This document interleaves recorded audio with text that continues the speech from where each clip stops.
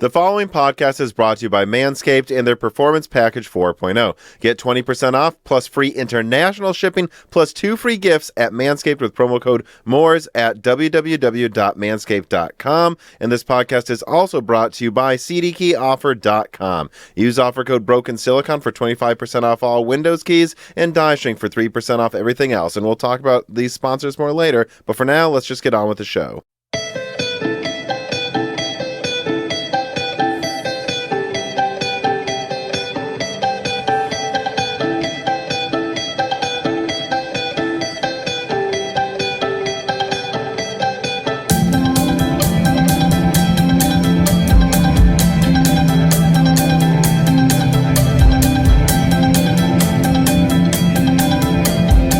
Welcome to Broken Silicon, a gaming hardware podcast. I am your host, Tom, and today, as I am actually for 3 weeks in a row now, joined by my co-host, Dan. Indeed, 3 weeks. It's the first time I think I've ever done 3 podcasts in a row.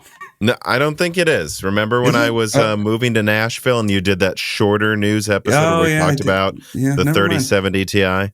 Yeah, I guess it's a thing that's going to happen every once in a while.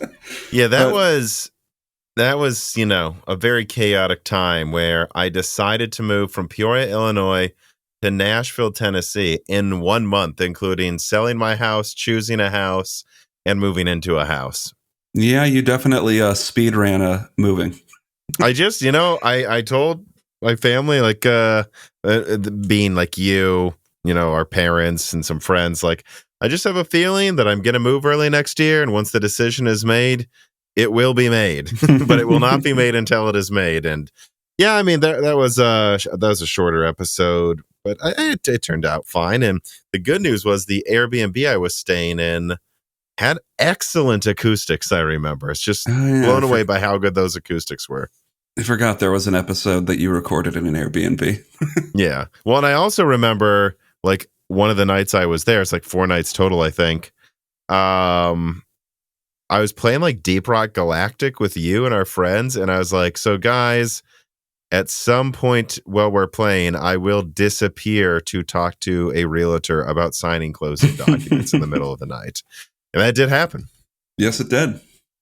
But that is not what happened last week. Last week, we had the guest cancel last minute due to personal issues. Daniel Nenny, I'm sure he'll be on later this year. I was able to get a server engineer on to talk about like half of the subjects me and Daniel were planning to talk. And the other Daniel, you came on in the beginning to address a couple of reader mails that I thought I could answer well instead of me and Daniel Nenny. And then just some stuff about the 7600 XT. To rope you dang gamers into listening to me talk about server stuff. Gamers don't want to hear about servers, though, apparently. You got to trick them. You got to trick gamers. You got to go, this is actually about this. Oh, surprise. Sierra Forest is 288 cores. Gotcha. It did successfully seem to do it again in some content this week, which we'll get to. But before we do that, let us read an opening reader mail here. QH Freddy writes in and says, also a Sony Xperia 5.2, that is, user. And I really do like this phone. Before it, I tried the costed down Xperia 10.2 a while back, and it was horrid. The screen turned a disgusting green tinge when you lower the screen brightness. That's insane. When I asked about it on Reddit, some guys were sipping hopium that Sony would fix it in a firmware update, and that never happened. If you turn down the screen brightness with this phone, it just will turn green. Honestly, it's crazy what the phone fans put up with. As much as we have a lot of shitty half-working software and hardware on PC, especially looking at you, Microsoft, it feels far less bad than on phones. And for what? These things cost like $1,000. They want you to buy a new one every 1 to 2 years. PC software devs would drool at this prospect of having that much recurring sales.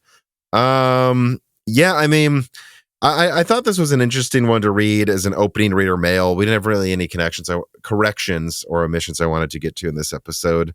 He's referencing a discussion we had in the last Die Shrink, which of course you guys get access to if you support us on Patreon, about which phones we use. And I thought it was a good thing to set the stage for this episode of, I guess it can always be worse. I mean, this really is a thing, isn't it? Like 2 years after me and you have gotten some phones, they're just like, no more updates. That hasn't happened to me recently. but it did happen before.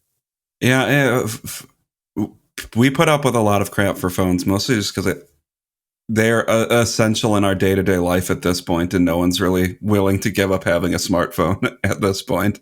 I mean, that's kind of why, and I talked about that a little bit on that Die Shrink, why I just don't spend a lot of money on phones at this point. It's not worth it. Well, I think we've all accepted that we'll spend more probably than like $100-$200 on a phone if you make okay money, because we use it constantly. Like, I can say that owning a phone for 2 years feels like if I owned a laptop for 4 because I've used it more than that laptop would have probably in 4 years.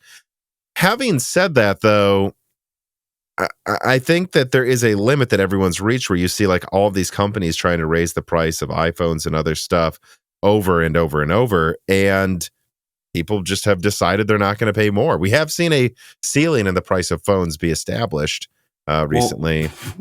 Well, what if you spend instead $1,400 on this phone that folds and breaks in a year because you have to fold it all the time? Well, or there's like that one Xperia phone that it has like, I think this will spark an argument in the comments, but it has a 1-inch lens or whatever it is, but technically you can only utilize so much of the lens. It's not really that, but it had that giant camera lens right on the back of it. And I think they tried to sell it for $2,000 or something, maybe $1,800. You know, it had a ton of RAM, a ton of storage, an insane camera. But I don't know why anyone would buy that when, and this has happened, less than a year after launch, it's already like half the price on Amazon. Like, so I think that in of itself is limiting how much people are willing to spend on phones, because if like a, console cycle or maybe a PC desktop is 5 years and a laptop's 2.5 years, well, if a phone's less than that, who is really going to spend $2,000 on a phone, or how big can that market really be when we know this will lose half its price in a year?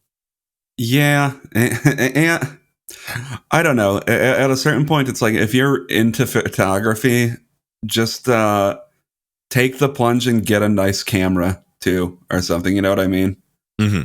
Yeah. Yeah, I mean, it's because I've been using like a 4K camera that's capable of all different types of things. I still upload my videos in 1440p. God, when did I get this thing? I want to say it was like 2020 or something, maybe end of 2019. I got a decent camera to use for Moore's Law instead. Yeah. And yeah, it certainly hasn't needed to be replaced. I mean, yeah, it's just, I was using this for other stuff, which I did use it for that project we had called Flyover States too. I can't see why this would be replaced for years. It just works well. Yeah. Just get a good camera if you really want to get good camera quality, and don't have it tied to a phone that might only exist for a year and a half or something. Yeah. All right. Well, speaking of reaching the limits of how much people will pay for a mobile product, let us then move on to the first story. Story number 1, Moore's Law is dead leaks 8107, 8106 dies, and also today we'll be leaking some performance regarding 8106 as well. So on February 2nd, Moore's Law is Dead tweeted out the first die shots of 8107 and 8106. The notables include that 8107 die is between 150 to 160 millimeters squared, which is a tad bigger than what most people are expecting, at least from what I saw Googling around.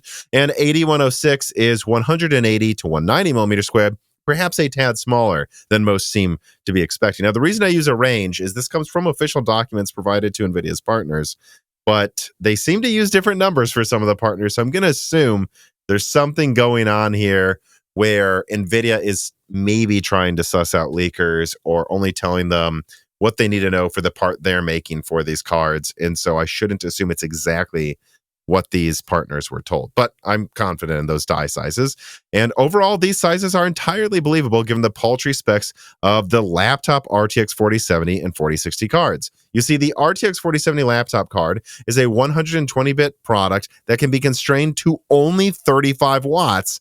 And the 4060 laptop GPU is also a 128-bit card with less L2 cache that can be constrained to 35 watts as well. I saw some people in the comments, both on Twitter and YouTube, saying they can't believe the size, but I would say, and I did say to these people, anyone expecting dies remotely close to the Ampere cards and laptop they are replacing had way too optimistic expectations for anything that can be limited to 35 watts with a 128-bit bus. And so, speaking of over-optimism, Moore's Law also has a new leak for this podcast regarding 8106 performance. Apparently, according to one of my contacts, 8106, which is used in the RTX 4070, is benchmarking 15% faster than the laptop RTX 3070 in the lab. Now, both of these, the laptop 4070 card that uses 106 and the 3070 card that uses GA104, are limited to 115 watts. However, this contact of mine did want to mention that he does not know if things could change once you put these into a final laptop design where there could be different thermals than what they're using in the test benches, nor if final VBIOS or driver updates could change things a tad. And this correspondingly lines up with, I think, what I've seen floating around in discussions, at least on the Moore's Law's Dead Discord, that the RTX 4060 Ti desktop card, if it uses full 8106 and is, of course, pushed well past 115 watts, could perform maybe 5 to 10% better than an RTX 3078 gigabyte, if better at all, depending on the TDP chosen. I can also report that I'm hearing whispers that the 4060 laptop edition is maybe 15 to 25% better than the laptop 3060. Again, depending on TDP. The higher the TDP, the less constrained the 8 nanometer Ampere card is relative to the 4 nanometer NVIDIA card that came out. And also that NVIDIA is thinking of dropping the MX series branding in the future in favor of calling their 25 watt and lower products RTX 4040 or something like that. Oh. That actually lines up with what other people have been telling me too. They're not seeing a lot of references to new MX cards, despite it sounding like there's maybe a 108 die for Lovelace. So yeah, there you go. I mean, I leaked first pictures of the 106 and 107 dies. From what I'm hearing, the 106 die will perform around a 3070 or something on desktop, maybe up to a 3070 Ti or a tad better on desktop if you let it use like 150, 200 watts. On laptop, you're looking at something that's 15% better than the, laptop 3070, which considering the laptop 3070 had like what, 15% more CUDA cores and double the bus width.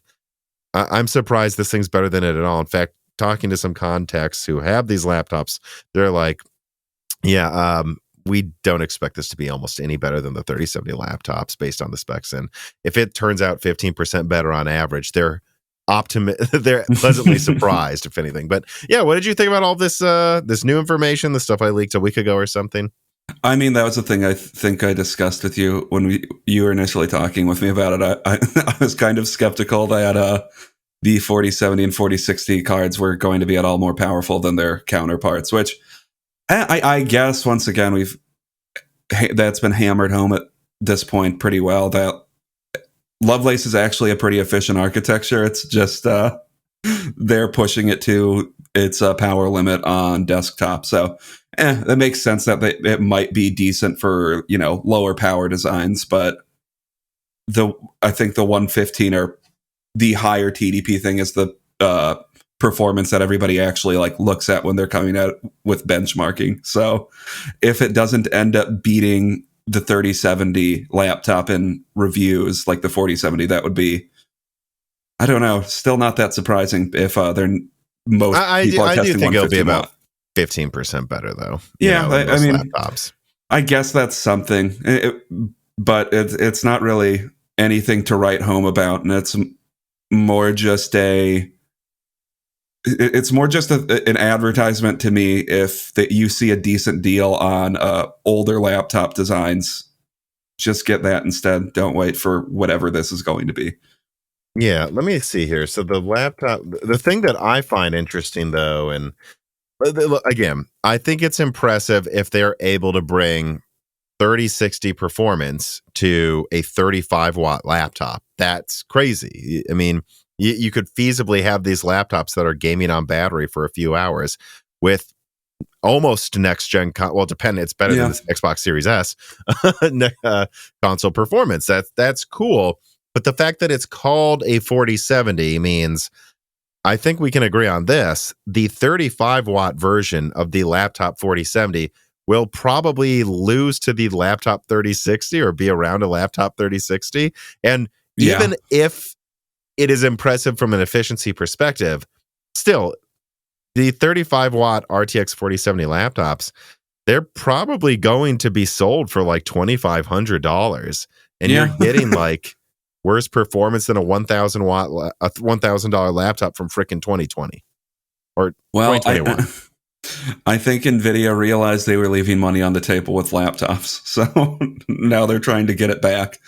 But I also just think that speaks to the fact that they are continued branding, or their honestly lack thereof of branding of the SKUs, SKUs that are on their laptop graphics cards is just there to confuse people, seemingly. Like, it made a lot more sense before Ampere, how they advertised the different power limits of their cards, and now they're just not doing that. So, like you say, a 4070 laptop might get you anywhere from 20% better performance than a 3070 laptop, or worse than a 3060.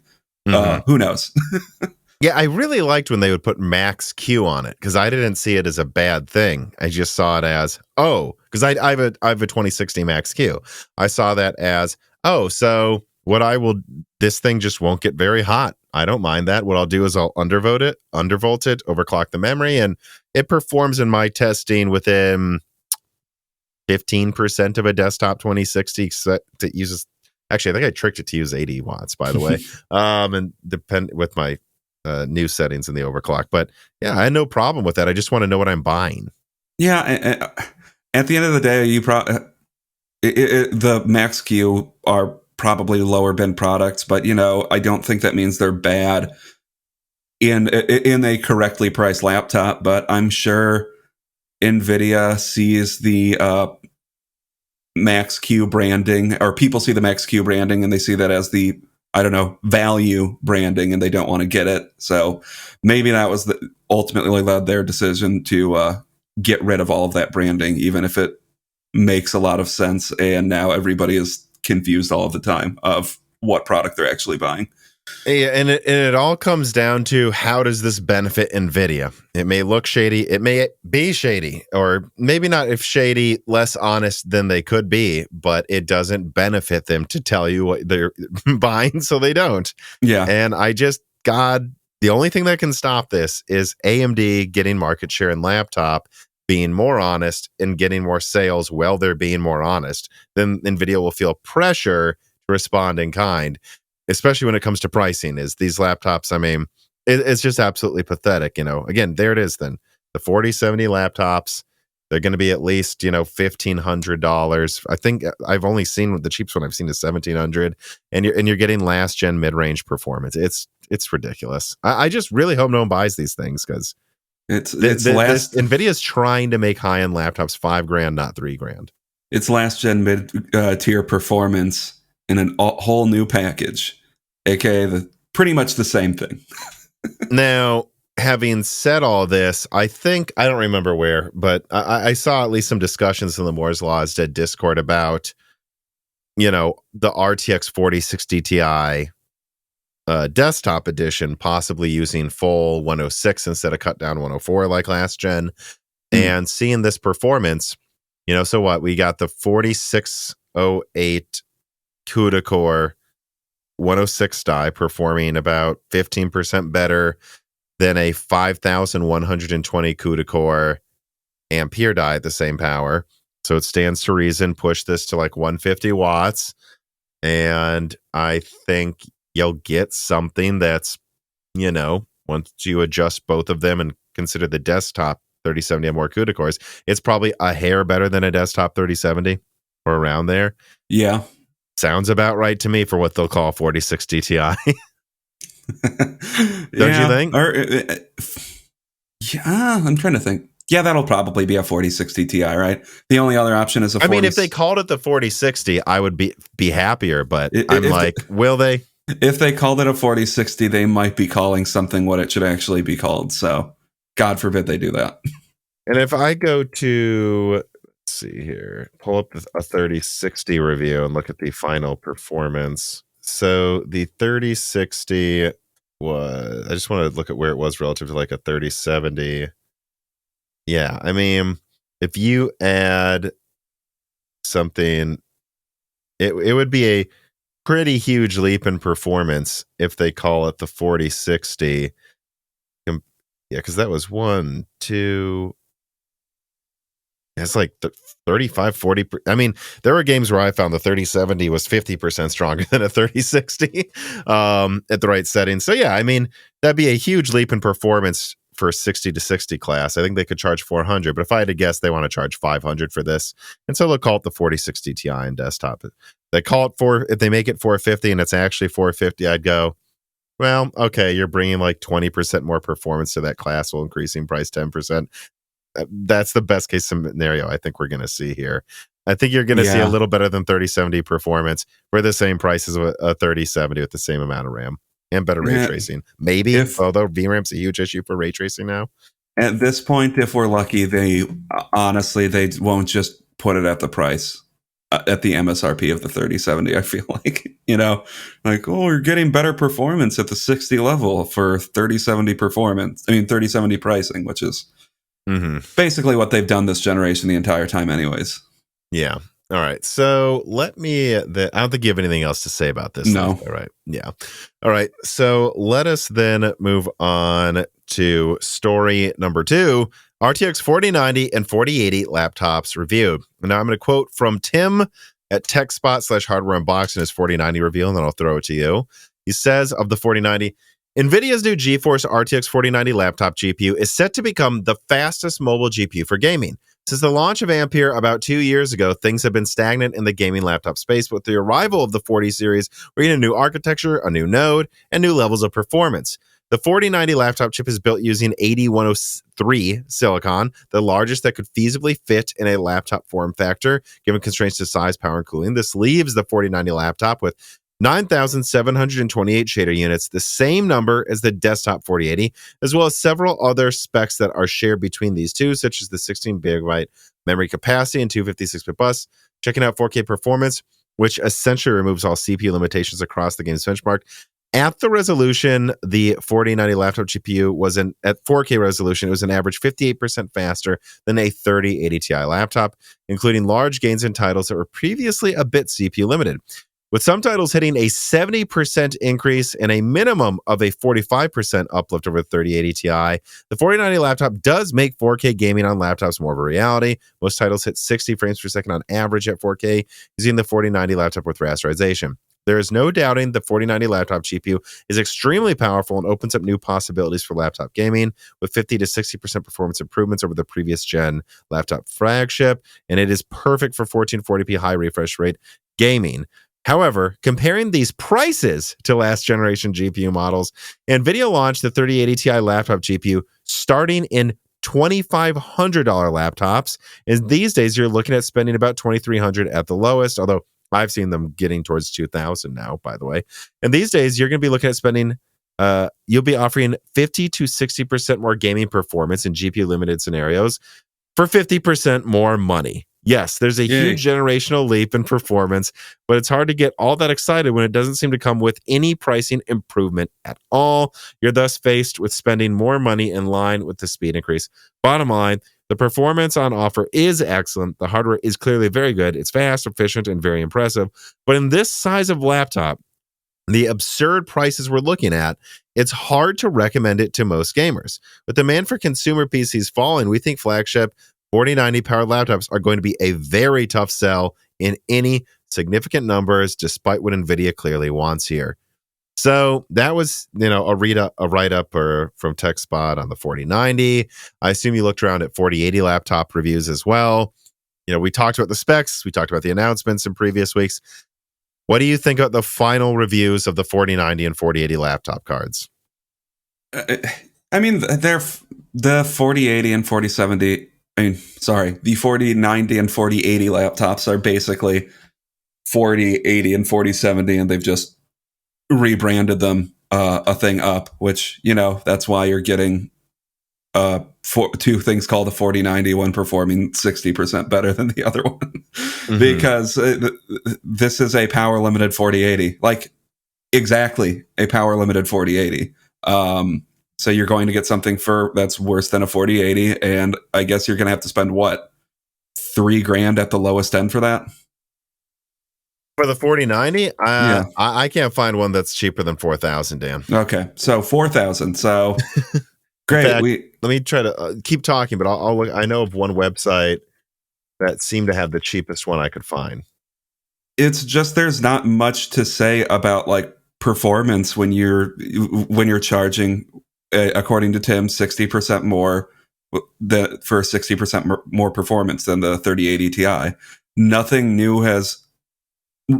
that much new has really been added to the table with that in mind, especially when you're at like lower tiers of performance, because essentially below this, you're not going to have anything new that you couldn't have gotten before. So, I mean, I guess it's cool that the 4090 laptop brings a new level of performance to laptops that you previously couldn't have gotten.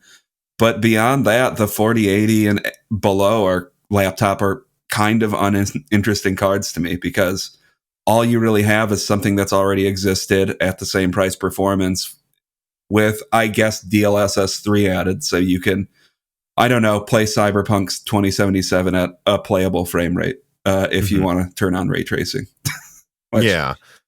And by the way, just to confirm, on Exotic PC, they sell Sager/Kivo rebrands or restickered, you might say, laptops with the 4090 and a 4K 144 hertz display and a i9 13900 HX for $3,300. So, you know, you can get a 4090 laptop for $3,300 here on Exotic PC, which I bought from them before, a long time ago. But it is worth pointing out that the way Sager gets these laptops to have these specs at this price is the thing has a less than 2-hour battery life.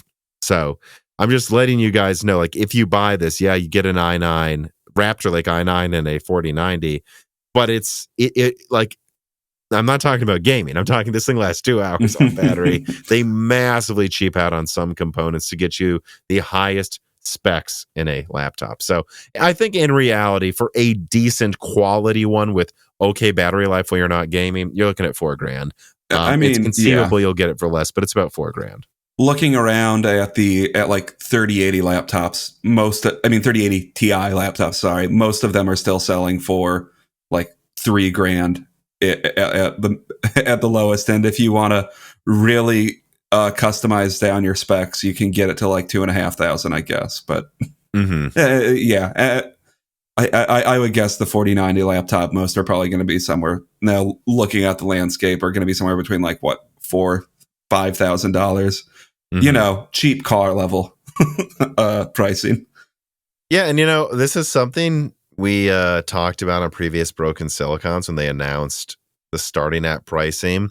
You know, I asked people like Micro Centers, Newegg's, OEMs, how many of these are you planning to sell? And they're like, well, you know, not as many as our mid-range ones. And I said, right, but like you just told me you have like 10 models that cost over $5,000.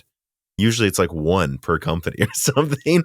And so there's no way around it, though. They plan to sell you something that loses to a 4080 for $4,000 to $5,000 in high numbers, or there wouldn't be so many different models with it, right? Like, I mean, I'm trying to think of like a parallel, but it's like when you see tons of marketing for an RTX 4080 and 30 different AIB designs, they were hoping to sell a lot of them.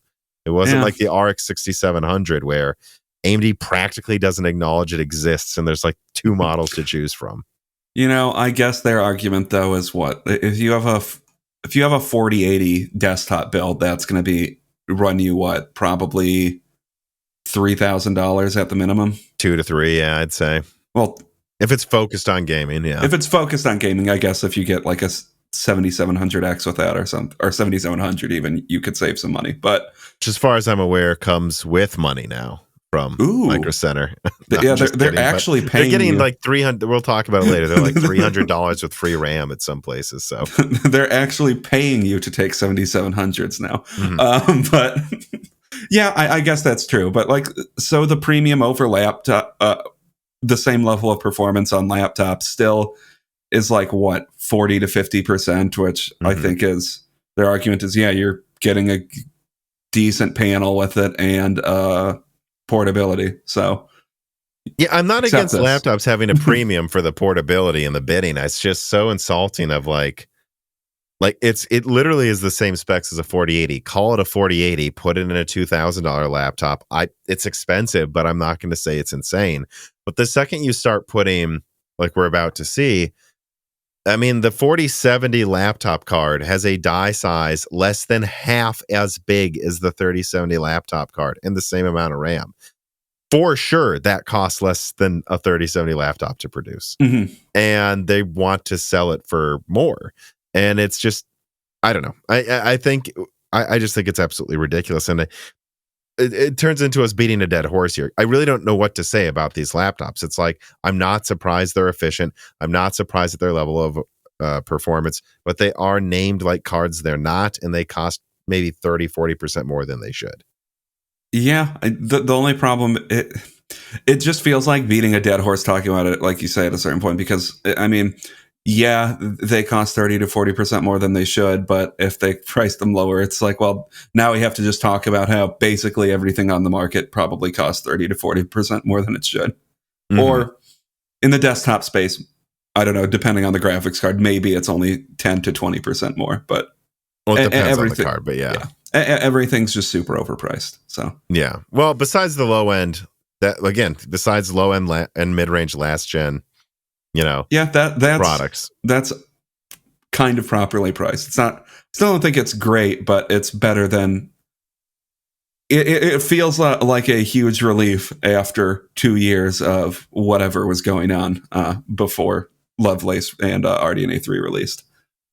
Well, speaking of relief, I believe AMD felt some relief when they released their Q4 2022 earnings, or certainly their investors may have. What do you think? Jesse didn't like it when I messed around with a full goatee while trying out my new razor, but lucky for me, cutting the rest of it off required very little effort thanks to the quality of Manscaped. This video is brought to you by Manscaped.com and their Performance Package 4.0. Inside this package, you'll find their Lawnmower 4.0 trimmer, a Weed Whacker ear and nose hair trimmer, Crop Preserver deodorant, Crop Reviver toner, boxer briefs, and even a travel bag to hold your goodies. Their 4th generation electric trimmer features a cutting-edge ceramic blade to reduce grooming accidents, and it's even waterproof so you can use it in the shower as well. And actually, it has a very smart cordless charging system that really did impress me with its ease of use and ability to track readiness. It's time to take care of yourself to join the over 8 million men who trust Manscaped. Go to manscaped.com and get 20% off plus free international shipping with code MOORES. That's MOORES. 20% off free international shipping at manscaped.com with that offer code. Unlock your confidence and always use the right tools for the job with Manscaped today. Let's get then to story number 3. AMD beats Q4 earnings expectations, projects slight decline in Q1 this year. On January 31st, AMD announced that revenue for the fourth quarter of last year was at $5.6 billion, gross margins were at 43%, operating losses of $149 million, and net income of $21 million, and diluted earnings per share of about 1 cent. Lisa Su, CEO of AMD, stated that 2022 was a strong year for AMD as they delivered best-in-class growth and record revenue despite the weak PC environment in the second half of the year, and that they accelerated their data center momentum and closed strategic acquisition of Xilinx, significantly diversifying business and strengthening their financial model. Although the demand environment is mixed, they are confident in their ability to gain market share in 2023 and deliver long-term growth based on their differentiated product portfolio. For the first quarter of 2023 this year, AMD expects revenue to be approximately $5.3 billion, plus or minus $300 million, which is a decrease of approximately 10% year over year. Their year over year client and gaming segments are expected to decline, partially offset by embedded and data center segment growth. AMD expects non-GAAP gross margin to be approximately 50% in the first quarter of the year. So, yeah, a rough end to 2022 for AMD, like most companies in semiconductor. But overall, most analysts that I talked to and saw online talking about it were impressed by how well AMD has done compared to its competitors. And pleasantly surprised by AMD's modest warnings of a slight decline in quarter one of this year compared to Intel, who is worryingly vague about what they expect in quarter one, but warning of an even worse quarter than last quarter. This is a stark difference to the forecast AMD has given. So, what'd you think, Dan?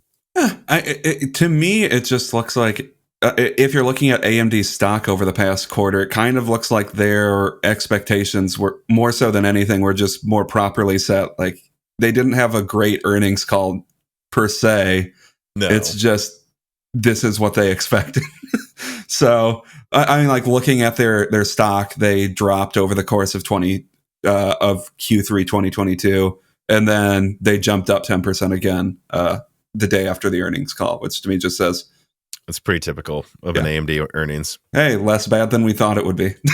Yeah, and yeah, you said that it's like things were how they expected, not good, but not horrible. That is very different than Intel, who, and this is why I feel like we have to cover AMD's earnings here, and I'm sure in some Broken Silicon content we'll talk about NVIDIA's, which comes out, I believe, around when this podcast drops. Yeah, or at least maybe a week after this podcast drops. Maybe I'm misremembering. But, you know, Intel said they'd have a bad quarter four, and then it was catastrophic. AMD said, we expect some decline. It was a slight decline, and they think quarter one will be fine. And everything I'm hearing about Intel's quarter one is that it's not going to be fine, that if you thought quarter four was bad, just get ready for quarter one. And in fact, I think that's because they're kind of like moving some things around so they wouldn't get reported until quarter one. I'm kind of still hearing they're doing the same, especially with layoffs for quarter two. So I really don't think we're going to see the rock bottom of how bad things are actually going for Intel until quarter two. And it doesn't seem like things are horrible for AMD. They're taking market share. They're down in the markets. Everyone else is down, but not down by that much. Mm-hmm. And yeah, I'm looking at NVIDIA. NVIDIA's is the 22nd, Tom. Okay, so I remember correctly by the end of my talking. And their expected earnings per share are 80 cents. Mm-hmm. So yeah, I don't know. AMD, good earnings call in the moment. It just doesn't necessarily speak to, them doing super well. They're just, this is better. This is better than what a lot of people expected. Which, that seems a lot better to me than overshooting expectations. Like, I don't know, often seem to happen. Mm-hmm. But yeah, it is clear that they're just going to accept. They're going to keep good margins, but they're going to accept lower ones. Like what we're seeing in the pricing of the products we're going to talk about now. In story number 4, AMD Zen 4 X3D product pricing and launch dates announced. On February 1st, AMD announced the retail channel pricing of its upcoming Ryzen 7000 X3D Zen 4 line of AM5 processors. Specifically, AMD announced retail availability from February 28th onwards this year for the Ryzen 9 7950 X3D and 7900 X3D. That 16-core model will cost $700. The 12-core model will cost $600. Meanwhile, the 8-core 7800 X3D launches on April 6th for $450. And while this pricing is, at least in this writer's expectations, totally predictable for the 16-core 7950 X3D, dropping at $700, the same price they launched the non-X3D versions months ago.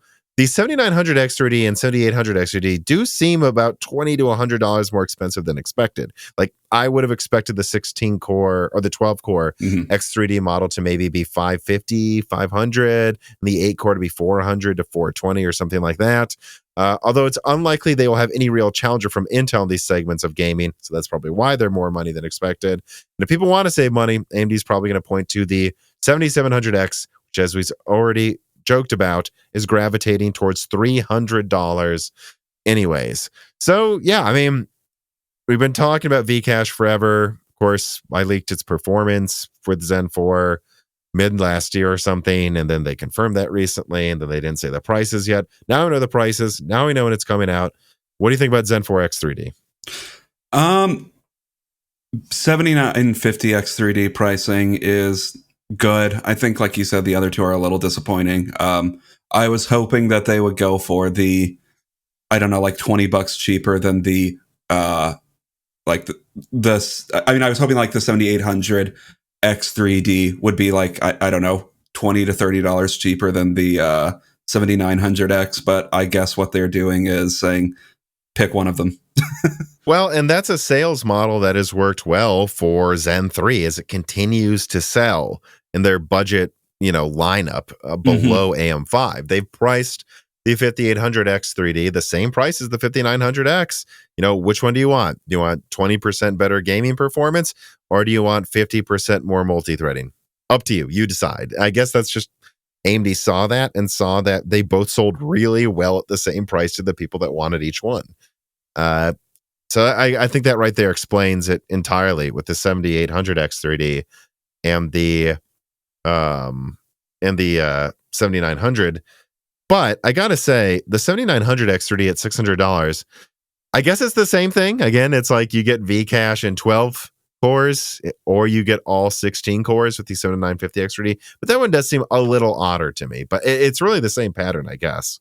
Yeah, we've talked about that a lot. The 900 CPU from AMD is always the ugly duckling, and the X3D variant of that is no different, really. Where it's like, I don't know, I think I would rather just go all out and get a 7950 X3D, or get something cheaper than the 12-core model. Mm-hmm.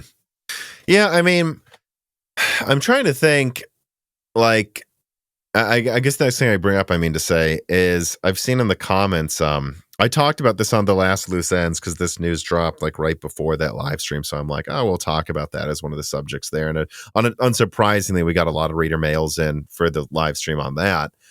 And there was, in the comments section on YouTube, there are people like, wait, this guy thinks Zen 4 X3D could beat the i9 KS by 20%. And I'm like, yes.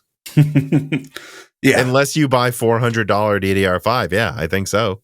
Yeah, I don't know why that's a shocker to anyone, but 79. There's some bizarre defenders of the insanely priced i9 13900 KS nuclear reactor CPU that requires a graphics card's worth of money in RAM just to get it to beat the i9K by like 5% and I don't understand how they think that's a good argument that this is going to compete with Zen 4 X3D at all. I'm just throwing it out there. I have to address this. I've seen some insane takes. The 13900 KS is just it exists for them to say they like have the highest clocked CPU, and that's it.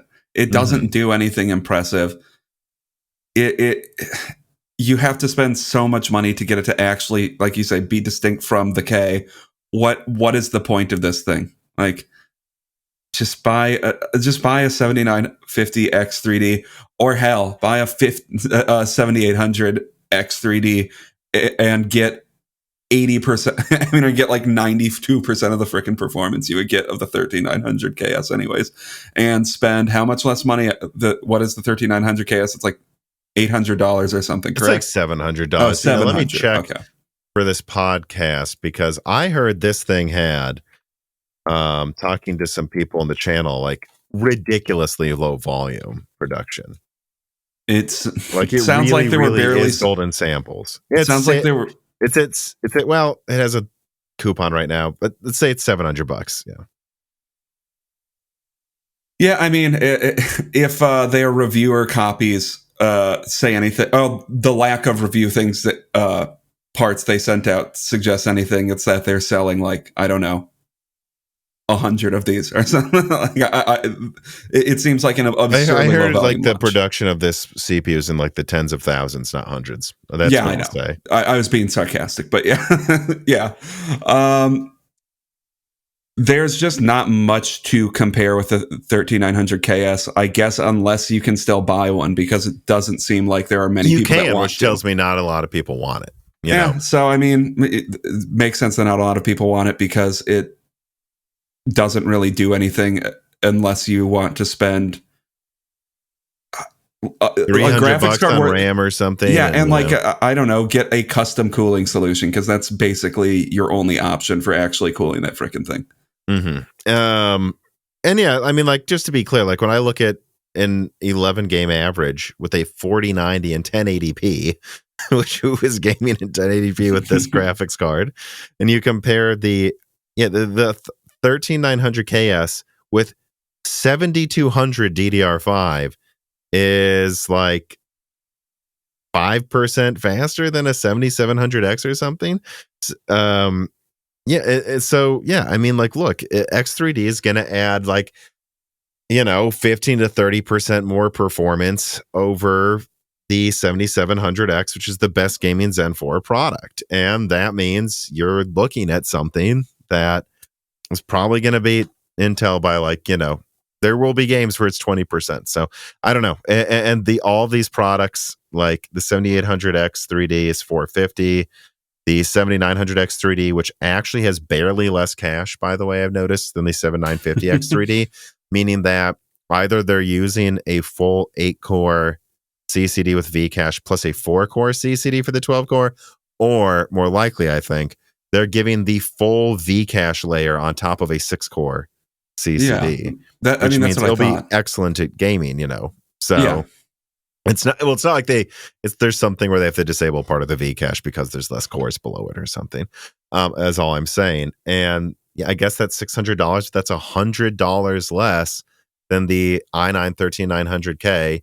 Doesn't require fast RAM, uses half the energy, is gonna win like, I don't know, could in a lot of games 20% more than the i9 13900KS. So this is why the pricing is where it is. It's because the i9 13900KS is $700 and AMD's going to beat it at the same price with a 16 core at pretty much everything. And then if you want better gaming, but some of the multi-threading, it's cheaper all the way down the stack.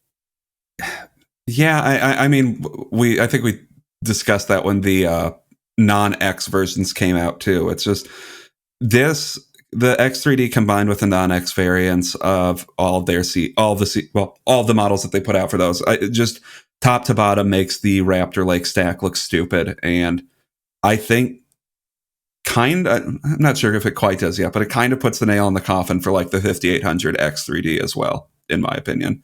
Although platform cost, I guess, is still probably lower. So the 5800 X3D is for people who don't want to buy a new system. That is what it's there for, and it remains only really for those people. Yeah, Raptor Lake looked decent up against Zen 4 for a while, but it's just not there anymore. Well, those prices are dropping too. We'll get to in the next story. The only other thing I wanted to bring up about this is just keep this in mind. Zen 4 X3D, just like the i9 13900KS technically right now, is there for people that want the best gaming performance and will pay extra for it now. I remember a lot of people I talked to last fall weren't sure if they should wait for the X3D Zen 4 or just build now looking for a deal. And then a lot of people just chose to build now once they saw the Micro Center deal for 32 gigabytes of free RAM. And the deciding factor they made is, well, okay, I can wait for Zen 4 X3D in the first half of next year. But then by the time that's out, won't it just be like 1 year from Zen 5? And then once that's out, will I not just be waiting for the next thing after that, like Arrow Lake or something? Like, I can continue to wait to build my system or not. But at the end of the day, the 7700X with RAM, it's going to destroy every game at 200 hertz anyways. Like, what am I waiting for that won't be better a year after that? The funny thing is that for the people that did wait for Zen 4 X3D, I do have to point out that CPUs do keep getting cheaper, though. And you don't have to buy this. Like, if you think the 7800 X3D is expensive at $450, okay, well, right now in Micro Center, I think you can get the 7700X for like $300 with free RAM. So just remember that even though you could have built sooner, these other products still crush 240 hertz gaming, and now they're cheaper. You don't have to get the best gaming performance that is kind of just there to create coil wine right now, from what I can tell. Well, yeah. Once again, I think a lot of the benefits you get from having a higher core count CPU is hard to actually capture in like a review for in a CPU review, because at the end of the day, what they're showing you is performance in 1080p, which I don't think most people are really doing when they're buying these CPUs these days. Like, maybe if you're getting a 7600X or something, you're still buying you're still gaming in 1080p. but I don't think there are many people getting like 7800 X3Ds or 7900Xs that are gaming at below 1440p. I think the benefits you get is you just have a generally quicker system, and that's harder to capture in a quantifiable way, I think, unless you wanted to do some like productivity benchmark or devise some productivity benchmark that's actually capturing like how much faster your system as a whole is. And how it feels, you mean? Yeah, which I don't know how you would do that in a systematic way. But well, there's ways to, but it's even if you do it, it's hard to communicate that you really should be paying attention to this, because I think people go and they look at CPU reviews, Dan, and they're just like, what game do I play? What apps do I use? And they just ignore the snappiness benchmark. You maybe put big neon lights around anyways, because they're scrolling to the thing and don't realize maybe they should look at this too. And you're kind of getting to like, you went from a 2700X to a 5900X, and you can tell the snappiness difference, you said. Yeah, it's just the system just works better now. It loads everything faster, and it's not like your CPU is at 100% usage all the time before. Yeah, and sometimes, I mean, in games, obviously, compared to the 2700X, I'm getting way better frame rates in a ton of games because, yeah, I was definitely CPU bound in some games. But generally speaking, it's like if you have a high performing GPU, what you're really you're going to be GPU bound most of the time anyways, except like in a few scenarios where you have like a 4090, you might be CPU bound in 4K in some games. But generally speaking, it's just these CPUs, like, yeah, you don't need to buy the most expensive part, because what they're capturing in reviews a lot of the time, I think, is a little bit what they're capturing in CPU reviews is more of a proxy for the possible proxy for like the increase in how well your system performs.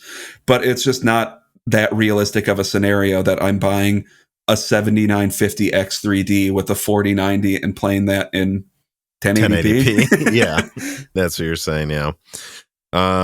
Yeah, I want to get to this reader mail here. QH Freddy writes in and says, why do you think AMD in particular is so eager to make their launch day coverage look bad with inflated MSRPs when they let the prices of their products drift down within months? I thought this was an interesting thing to point out, because we're going to get to it in the next story. I mean, Intel's dealing with some price drops on a lot of products as well right now, given the current market conditions. But it is just such an odd thing to me when we look at how good AMD's margins are, and like how much of that mostly just comes from server anyways. Like, why on desktop do they let these products launch for prices that made absolutely no sense? Like the 7900X XT, like the or 7900X at 550. Like, why not just start with it at 500 or something, and the 7950X at 600, so you make a big splash, get good day one reviews, and this is my argument I keep making: get people to buy AM5 before Raptor Lake even came out, because they'll probably upgrade to Zen 6 if you do that. I mean, why does AMD keep doing this? It feels like they do make these weird sloppy pricing segmentations, and then prices drop. And if they maybe they could have even held pricing higher long term if they started somewhere in the middle of where it is now and where it started. Yeah, I really can't say I can provide a good reason for why they're doing this. Because you agree, maybe they would have higher pricing long term if they didn't start too high and then have to guess how low they need to go. I mean, I don't know. Do you think there's a chance they just don't know what their own things are worth, and they're trying to, and they're overshooting their value right now? Like that. That's a possibility. They're overshooting what the market will pay for it. I would argue Zen 4 was maybe priced somewhat fairly. Doesn't matter. It seems like most people didn't want it. And even if it's priced fairly, there's a difference between pricing something fairly and pricing it somewhere where people care, when they can already max out games with Alder Lake and Zen 3. Yeah, there's less. There's the message for why you want to get Zen 4 or Raptor Lake is, it's kind of lessened when you're already gaming at 4K. Like, 120 FPS in a lot or of games. 170 with Alder Lake. Yeah, if you pair that with a strong GPU, because like, yeah, in benchmarks we can like split hairs on like, I mean, on reviews we can like discuss if a CPU is underpowered for reviewing a 4090, but at the end of the day, I think if somebody has like a 12700 or like a 5800X on a CPU and a 4090, they're still going to be satisfied with their performance. Mm-hmm. And yeah, you might get 10 frames per second higher or something at like 140 hertz, but I don't think most people care about that. Yeah. Well, and just to go back to what you said, yeah, I think AMD isn't sure what their products are worth. I think they thought they could get away with pricing the 7600X at $300 because it was kind of a 5800 X3D, and they had lower power consumption. They had the better platform, and they had the same gaming performance as Intel. But now Intel was the one with better multi-threading, and they thought, well, Intel was able to sell before in a situation where they had better gaming but worse multi-threading for a higher price. And then they learned people just don't see AMD that way. So I think there's no way around it. AMD continues to massively over and undershoot the value of some of their products. And maybe they should put a little more thought into it. But I will say that it's clear some people could be hired that know how to do this, because James Pryor, who came on the second time before RDNA 3 came out, said he would have priced the 7900 XT at $1,000 and the 7800 XT at $800 based on the rough performance we were expecting. And AMD did 900 and 1,000 and had weird naming, and no one bought the weirdly named. Well, they're both weirdly. No one bought the 7900 XT and 900, and it's just so funny how James was like, "Do it at 800. Call it the 7800 XT. They'll buy it there." Hire James back, AMD. Or someone like him who seems to know what your products are actually, what level people would actually pay for them. Because AMD, whatever's going on in AMD marketing right now, they don't seem to know what their products are worth. Yeah, I mean, I'll say with Zen, for the pricing didn't initially stand out to me as being particularly bad. I think we're just in a more skeptical market in general than we usually are. But like, yeah, RDNA 3 was really weirdly priced, and I think everybody immediately saw that wasn't AMD. And it's actually a little bit weird to me, them thinking that the 7900 XT would be the higher volume product at the prices they were at. It just doesn't make sense to me. Because from what I'm hearing, they're going to switch some of the yields. You know, they removed RAM to save like $40 on the cost, and they used a cheaper cooler, and they tried to remove about $50 in production cost and then use the slightly worse yields. But some of those 7900 XTs didn't need to be. They could have left them more enabled, and they would have worked as 7900 XTXs. But they just actually thought people would buy it for $900. I don't know what they were thinking. Yeah, but they're switching it back over, from what I hear, to have more supply on the top side. It's just goofy to me. Well, of course they should. Yeah. I mean, they can't keep that one in stock. But yeah, speaking of things that you can easily keep in stock, let us move on to story number 5. Arc A750 and Raptor Lake prices are dropping. So I have a little write-up here. In the past couple weeks, there have been several interesting developments in Intel product pricing. Number one, the i9-13900K is finally, it seems, in response to a resurgent competition from Zen 4 pricing, is drifting more towards $520 across several retailers. Additionally, the i5-13600K is starting to fall close to 7600X pricing occasionally. Not always. It's usually around $300. But I think I saw at Micro Center it was the same price, like $250 or lower. And the A750 is now officially $250 and has received a boost in performance from drivers on average. Indeed, it seems retailers, if not Intel, are willing to sell Raptor Lake products at cost to keep them moving after a plummet in sales in January, as reported by Moore's Law did last month. And the A750 is attempting to finally get liquidated at cost as well, directly by Intel. Make no mistake about it, though. The A750 for $250 is being sold at cost. Consider that it has a 3070 Ti size die that is using a more expensive 6 nanometer node, not 8 nanometer. And even yet, some retailers, as seen on Twitter, are selling the card for $150 with tax included. So what do you think, Dan? I mean, the i9 is getting to a price where I'd consider recommending it over some Zen 4 stuff. The i5, I would say at $230 is getting pretty interesting for me again. Or Yeah, that's for the true. first time, really. Before, I would just argue get an i7 or get a 7600X. And the A750, they cannot sell it no matter what until it basically becomes the price of an RX 6500. Yeah, I mean, I think the pricing for the CPUs, I think at the lower price point, it's now more debatable, I guess, with the 7600 versus the i5. Although I think the i5 still probably, the 7600 would still probably win out. I don't know. Well, it depends It's where hard you're to looking, say. right? Here's the thing. If I go to Newegg, the i5, I believe, do I have it pulled up here? Let me see. That on Newegg is $310. Meanwhile, the R5 7600 on Newegg is $230 with Star Wars Jedi Survivor. So yeah, I mean, look, you're paying $80 extra for the i5. If you're mostly gaming, I would go for the Ryzen, especially because it comes with a cooler. Now, Micro Center, it's a different situation. At Micro Center, the i5 seems to be the same cost as the 7600X or something, but the 7600X comes with 16 gigabytes of RAM for free. So I don't know. It's hard to say. I mean, at this point, Micro Center, it's just, if you live near a Micro Center, buy the CPU that comes with RAM, because they keep doing that, I guess. They just keep doing it. But yeah, I would suggest you're seeing Intel's pricing get closer to where it's competitive. But yeah, I guess you're right, Dan. You said you're not sure.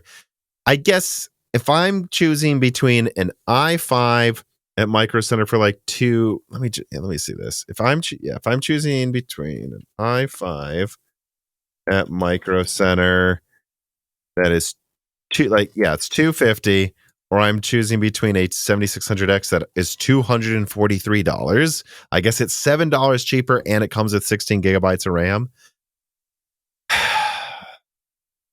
If I'm doing a lot of creator stuff, I would choose the i5. But at the end of the day, you're basically getting the CPU for like 150 or like 200 instead of like, whatever. So if you're doing predominantly gaming, I think AMD still is an argument there. Yeah. And seeing no deal, like insane deals, I would just suggest retailers are not Intel. Retailers are deciding to sell Raptor Lake at cost to start moving them, because again, I have to say this again, guys. I leaked this.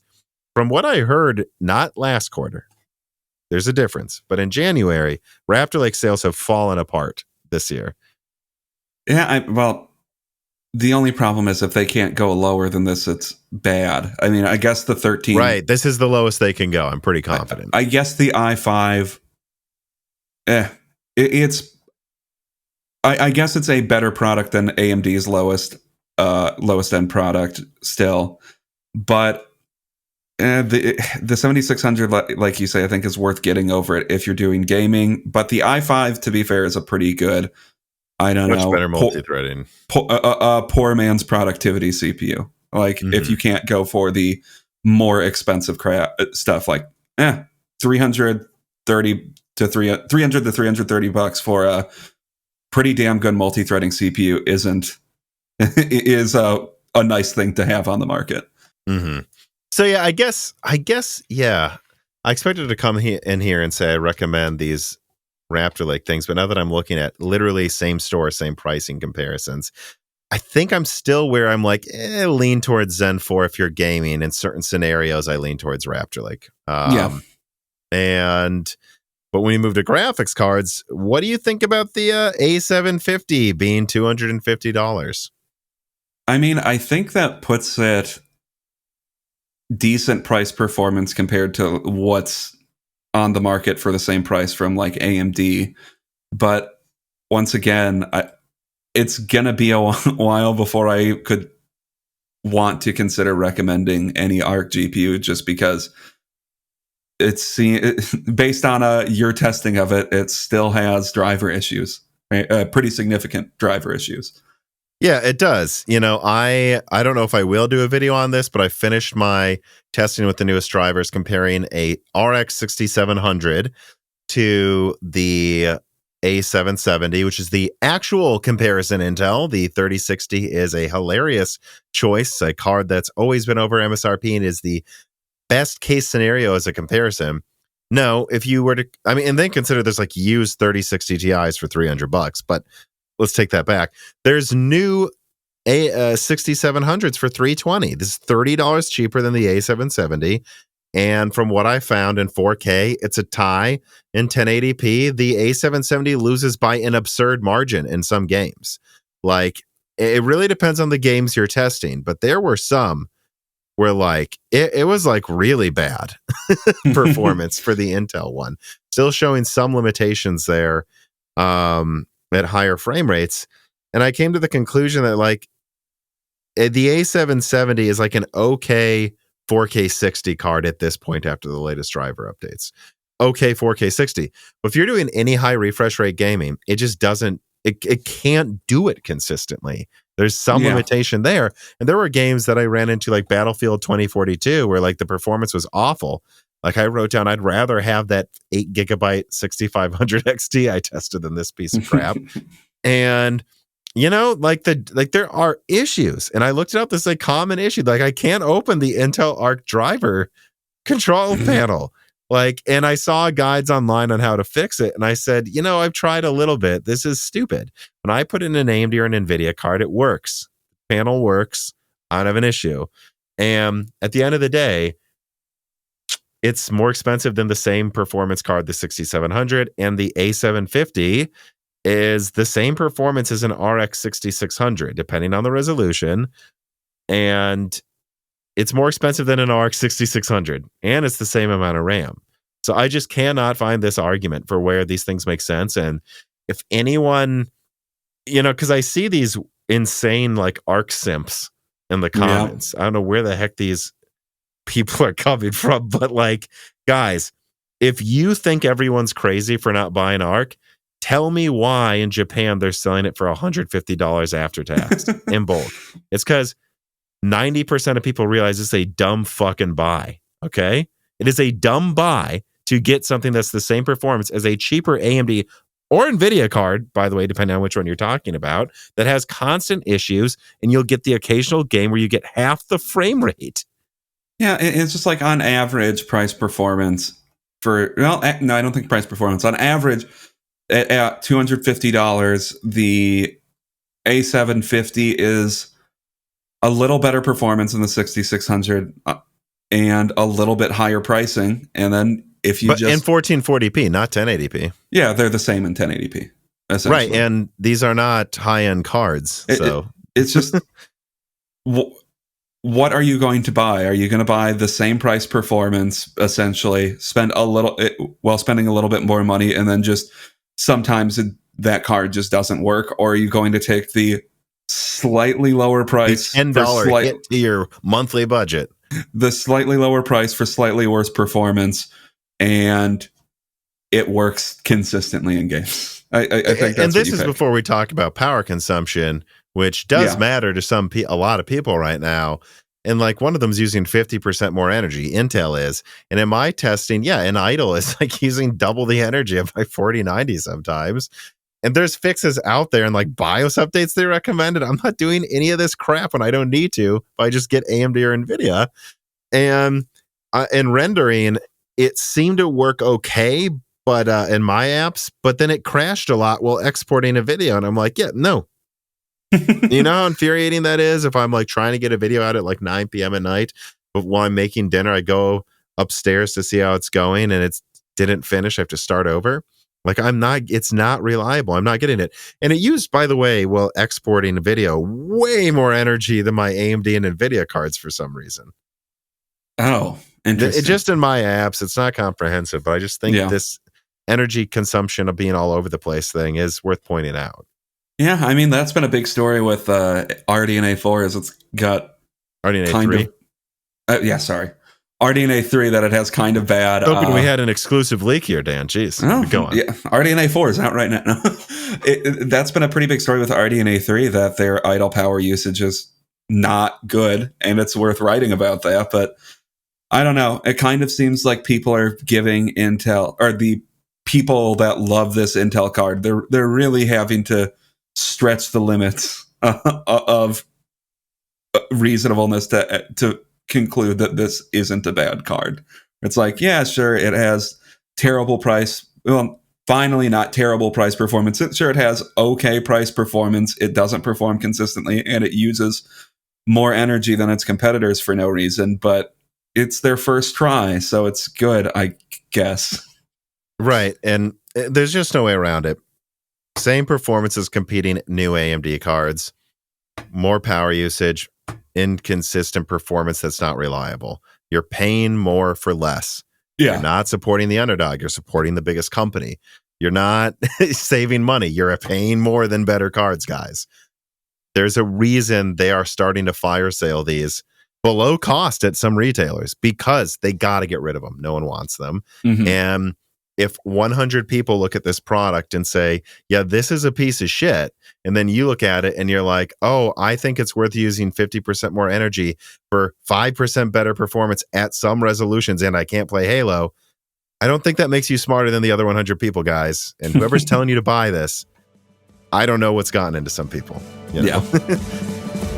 All Jesse wants for Valentine's Day is to get a hold of one of them geese and maybe get some extra naps in. But if you're a gamer like me and you're building a new PC, you probably just want reasonably priced Microsoft keys. And if so, go to cdkeyoffer.com this Valentine's Day. This piece of content is brought to you by cdkeyoffer.com. There's just no reason to pay exorbitant monopolistic prices for Microsoft Office or Microsoft operating systems anymore. Not when you have someone like cdkeyoffer.com, who's been a fantastic sponsor of Moore's Law is Dead for many years now. If you're looking for anything from Steam games, Origin games, Uplay games, or PlayStation keys, or reasonably priced Microsoft software, go to cdkeyoffer.com today, click the links in the description, and use the offer codes BrokenSilicon for 25% off Microsoft keys and DieShrink for 3% off everything else on the website.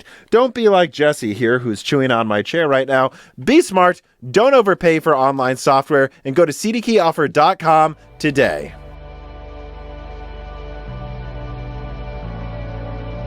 All right, let us then move on to the final story. Story number 6. Meteor Lake Desktop possibly canceled. Intel Sierra Forest 288 core and Granite Rapids downgraded. On February 10th, Moore's Law Z had a few big updates to upcoming Intel releases.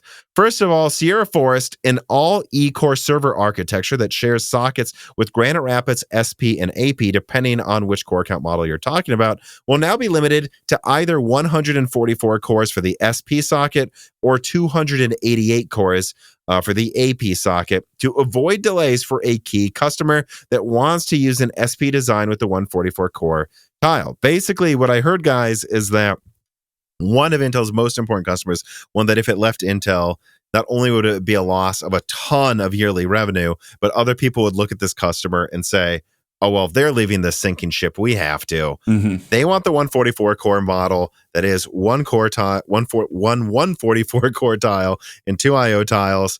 And then any other design they were working on with Sierra Forest that didn't use these tiles, they're axing to make sure it comes out on time early next year.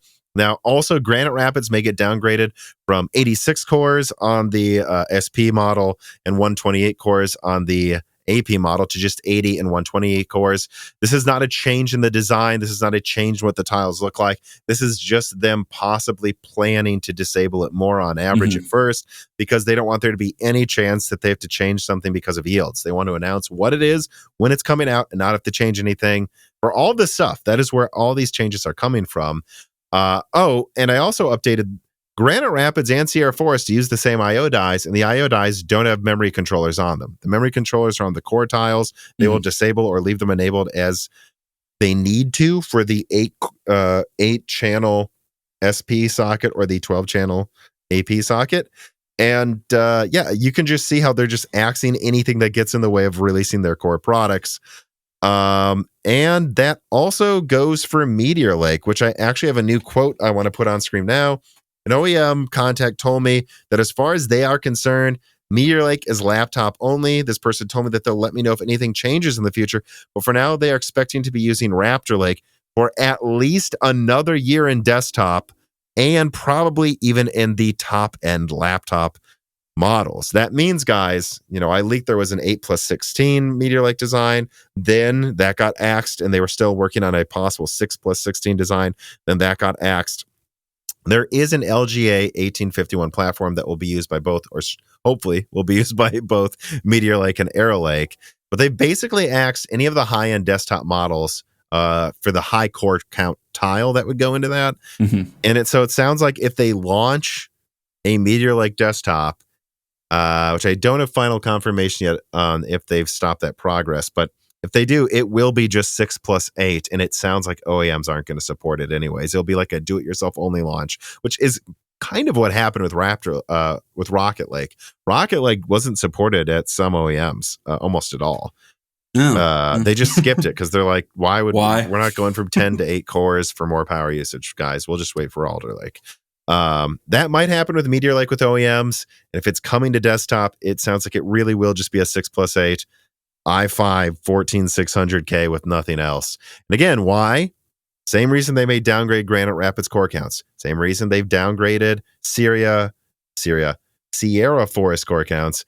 It's because the mobile version of Meteor Lake, the 6+8, is the one that matters. And any competing design issues, they just have to avoid them. Meteor Lake is for laptop. Axe everything that isn't for that. Sierra Forest is for these specific customers. Axe anything that could compete with that. And you're seeing Intel stop this process where they just make a million versions of everything and waste a ton of money. And that's something I talked about in my leak where I showed the Ryzen IO die, Epic IO die, Ryzen, and then two forms of chiplets, the Zen 4 and Zen 4C. With these 4 dies they've designed, they made like 10 different products, and Intel needed 6 dies designed to make 9 or 8 products. And they just cannot afford to do this. Clearly, their design teams are stretched too thin, and it's inefficient from a design cost and just release cadence perspective. So there we go, guys. That's all the updates on that leak. That's actually quite a lot in here, Dan. What did you think? I think this just all speaks to it, the continued downturn of Intel. I hope reverts at some point, but the fact of the matter is, it just sounds like they can't focus on anything more than their core products, and it seems like that at this point they're keeping their core businesses on life support more than anything, rather than actually, extend or past this generation. They're going to have all of their products on life support. Like, if Meteor Lake only comes with 6+8 core, right? Mm-hmm. That's the top, yeah. If that's all Meteor Lake can come out with, I almost just don't know if it should come out, because that'll just be embarrassing. You mean on desktop? On laptop, it's still okay. Yeah, on laptop, it's fine. But on desktop, that's just kind of an embarrassing product.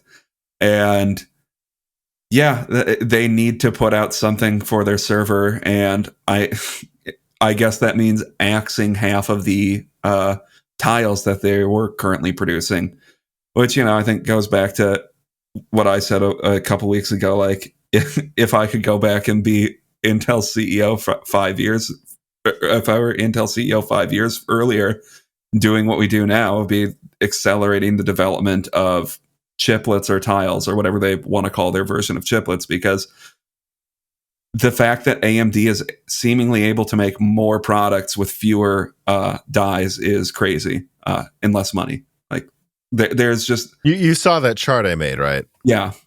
Like, it's like, I'll pull it up again and look at it myself here. It's crazy. Like, AMD is, and this wasn't everything, but this is like, in this example, AMD can take 4 different chiplets and make 9 different products. And Intel has 6 different chiplets and they have 8 products. They can't even compete in one segment. It's so expensive.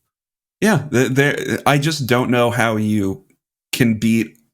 I don't know how you can beat a product that is cheaper to research and design, cheaper to can go into more products. I just don't know how you can make something that actually competes with that. And they unless you just never have 10 focused times on the money, which they don't anymore. Yeah, that's how they kind of stayed in the game for the past 5 years. But it's very clear to me that they're not innovating like they need to be to get themselves out of this. Well, I mean, I would add on, you saying they should have worked on chiplets sooner.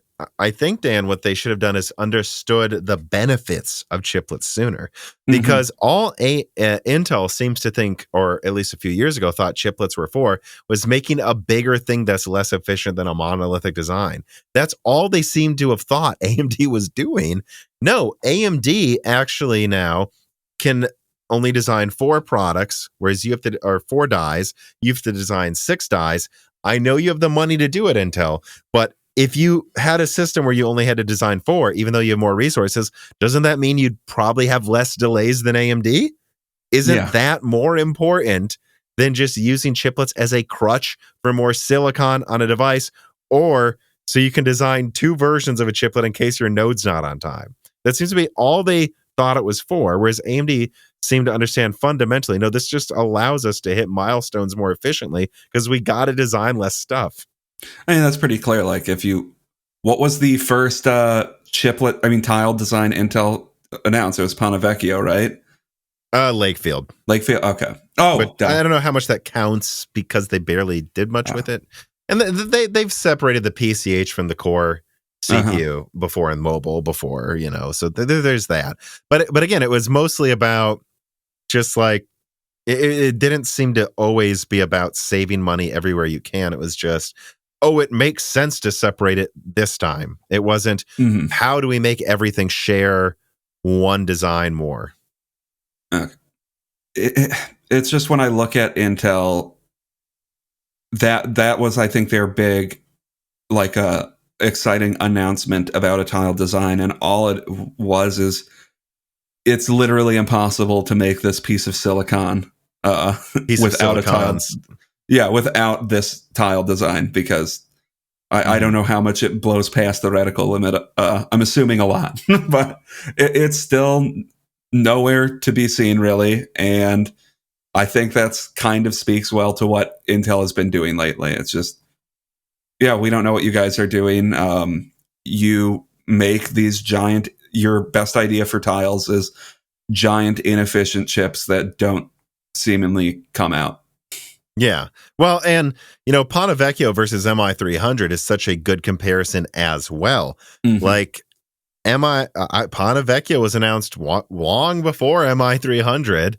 And if you look at it, I forgot I think they said it was like 47 different chiplets or something. And like they used several different nodes, and they had to design just for this, like 4 or 5 different things. AMD had to design a base tile, a mirrored version of the same base tile to make 4 base tiles for MI300, and then a compute tile that goes on top. That's it. Arguably 3. And then they even just reused Zen 4 chiplets. Meanwhile, Intel for Ponte Vecchio is just designing all this crap, and they announced it first, and it's worse. It actually is it's actually not having any advantage in when it's releasing compared to MI300 appreciably, because AMD's is so much simpler that they were able to just get it out around the same time. I don't know. It's bad. I really don't know what else to add to it. It's just every story that comes out of Intel just speaks to the fact that they're, I don't know, it seems like a big lumbering company that can't get out of its old ways. And it seemed like Pat Gelsinger would be a positive change for a while, but I don't know. It's not going well. The proof is not in the pudding just yet, despite him arguing it is. That's what I would think too. The only other things I'd say is like, I mean, I hope they do a Meteor Lake 6+8 desktop release, kind of, just because at least then they could get LGA 1851 out like half a year to a year before Arrow Lake, so their motherboard costs are maybe down, so that they don't need to worry about a big, expensive new platform. Maybe they'll at least have mid-range builds out by the time Arrow Lake's ready. That might be helpful. And at least then they'd have something to fight like the 7800 X3D. Because if they don't launch that, I know the rumor is that there's Raptor Lake refreshes coming out, and indeed in this podcast I'm confirming that is happening, but we still don't know what that really means. I mean, they've already launched the 13900KS. I guess they can wait for 10 nanometer yields to improve more. They're already pretty mature though. Like I don't know how much better a Raptor Lake refresh can be. It almost feels like the level of performance you're seeing now for Raptor Lake, that might be all Intel has for another year and a half. I don't see that as boding very well. Certainly not in laptop, because it sounds like the extreme laptop CPUs may stay Raptor Lake with Meteor Lake below them. Mm-hmm. I mean, no comment besides not good. Yeah. I just don't know what to say at a certain point past like, yeah, they're consistently they're consistently bad at this point, it seems like. Well, I shouldn't say their future seems consistently bad at this point, because I don't think what Intel has had in the past couple years has necessarily been terrible, but not all the time. No, not at all. Tiger Lake was good. Alder Lake was good. Raptor Lake's good. The problem is all of their current product releases, it feels like they're bailing water out of a sinking boat, and it's not sinking yet because they're bailing the water fast enough still. But it feels like they're bailing. Yeah, they need to get out of that mode, and at a certain point, they're going to start failing more, which is what it sounds like. Yeah, that's such an interesting analogy. It like Intel's felt kind of like a sinking ship since like Rocket Lake, and the only thing that's happened isn't necessarily that they've plug the holes. Alder Lake was just a really big bucket for a year. Yeah. But the holes are still there. These need to be plugged, and we're not sure they have been. Yeah. That's I like that analogy a lot. The only other thing I'd say is just keep in mind, guys, there's some people think I'm so negative about Intel, but I don't know. I'm the only one leaking stuff about Granite Rapids and Sierra Forest and on YouTube from what I can tell. So like, it's because I want them to succeed. And so far, the stuff I said about Alder Lake IPC turned out true. The delays, all the things with Alchemist true. AXG's dead. Didn't launch in Q1. Their future for graphics looks incredibly dubious. Keep in mind that like my opinion isn't the pessimistic one, because I think people think it is. There are contacts of mine that think Sierra Forest may not launch till the second half of next year.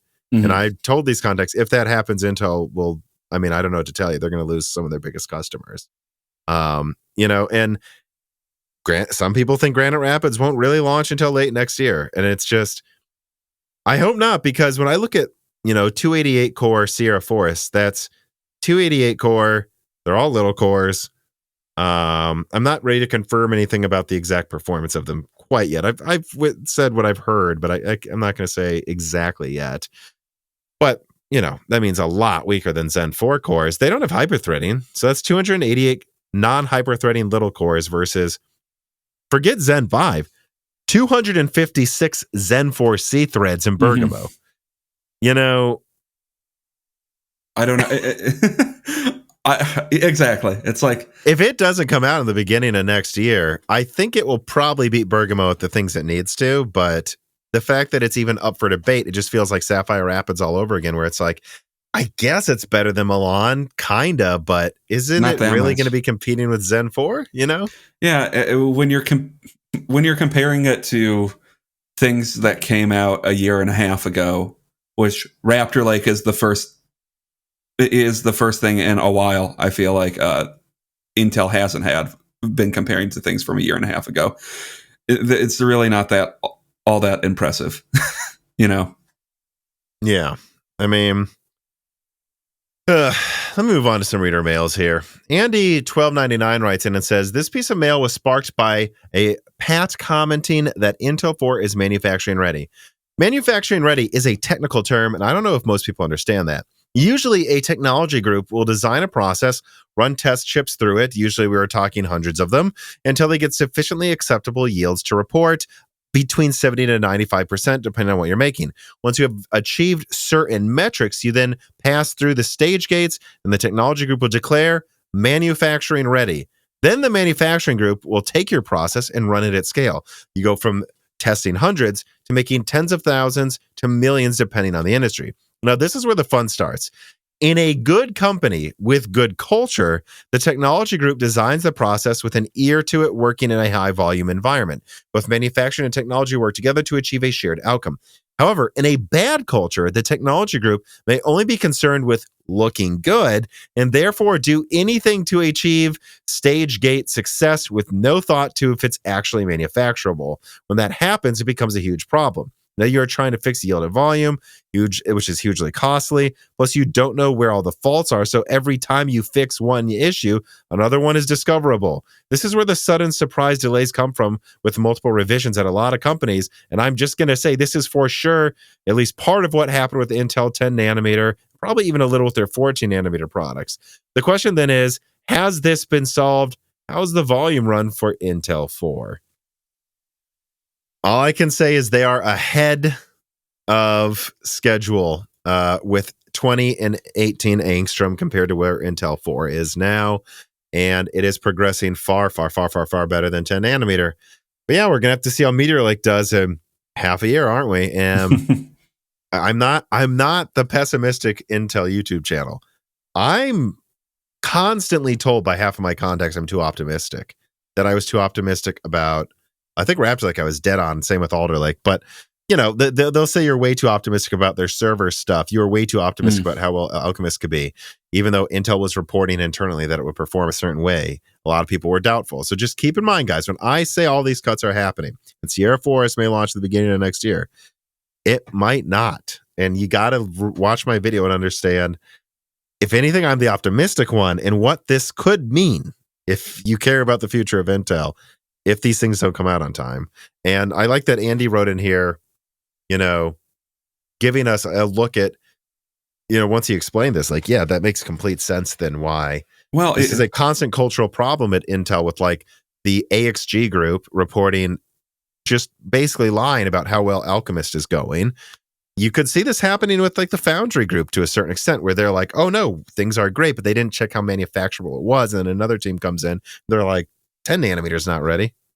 Oh yeah, I mean, it speaks like if these teams are in self-preservation mode over, you know, trying to actually advance the goals of the company, they're going to, sometimes, you know, it happens where people not necessarily cook the books, I guess, but, you know, portray it in a far better light than they need to, you know, meet their end of the goal and say, hey, washed our hands of this. We made it manufacturable.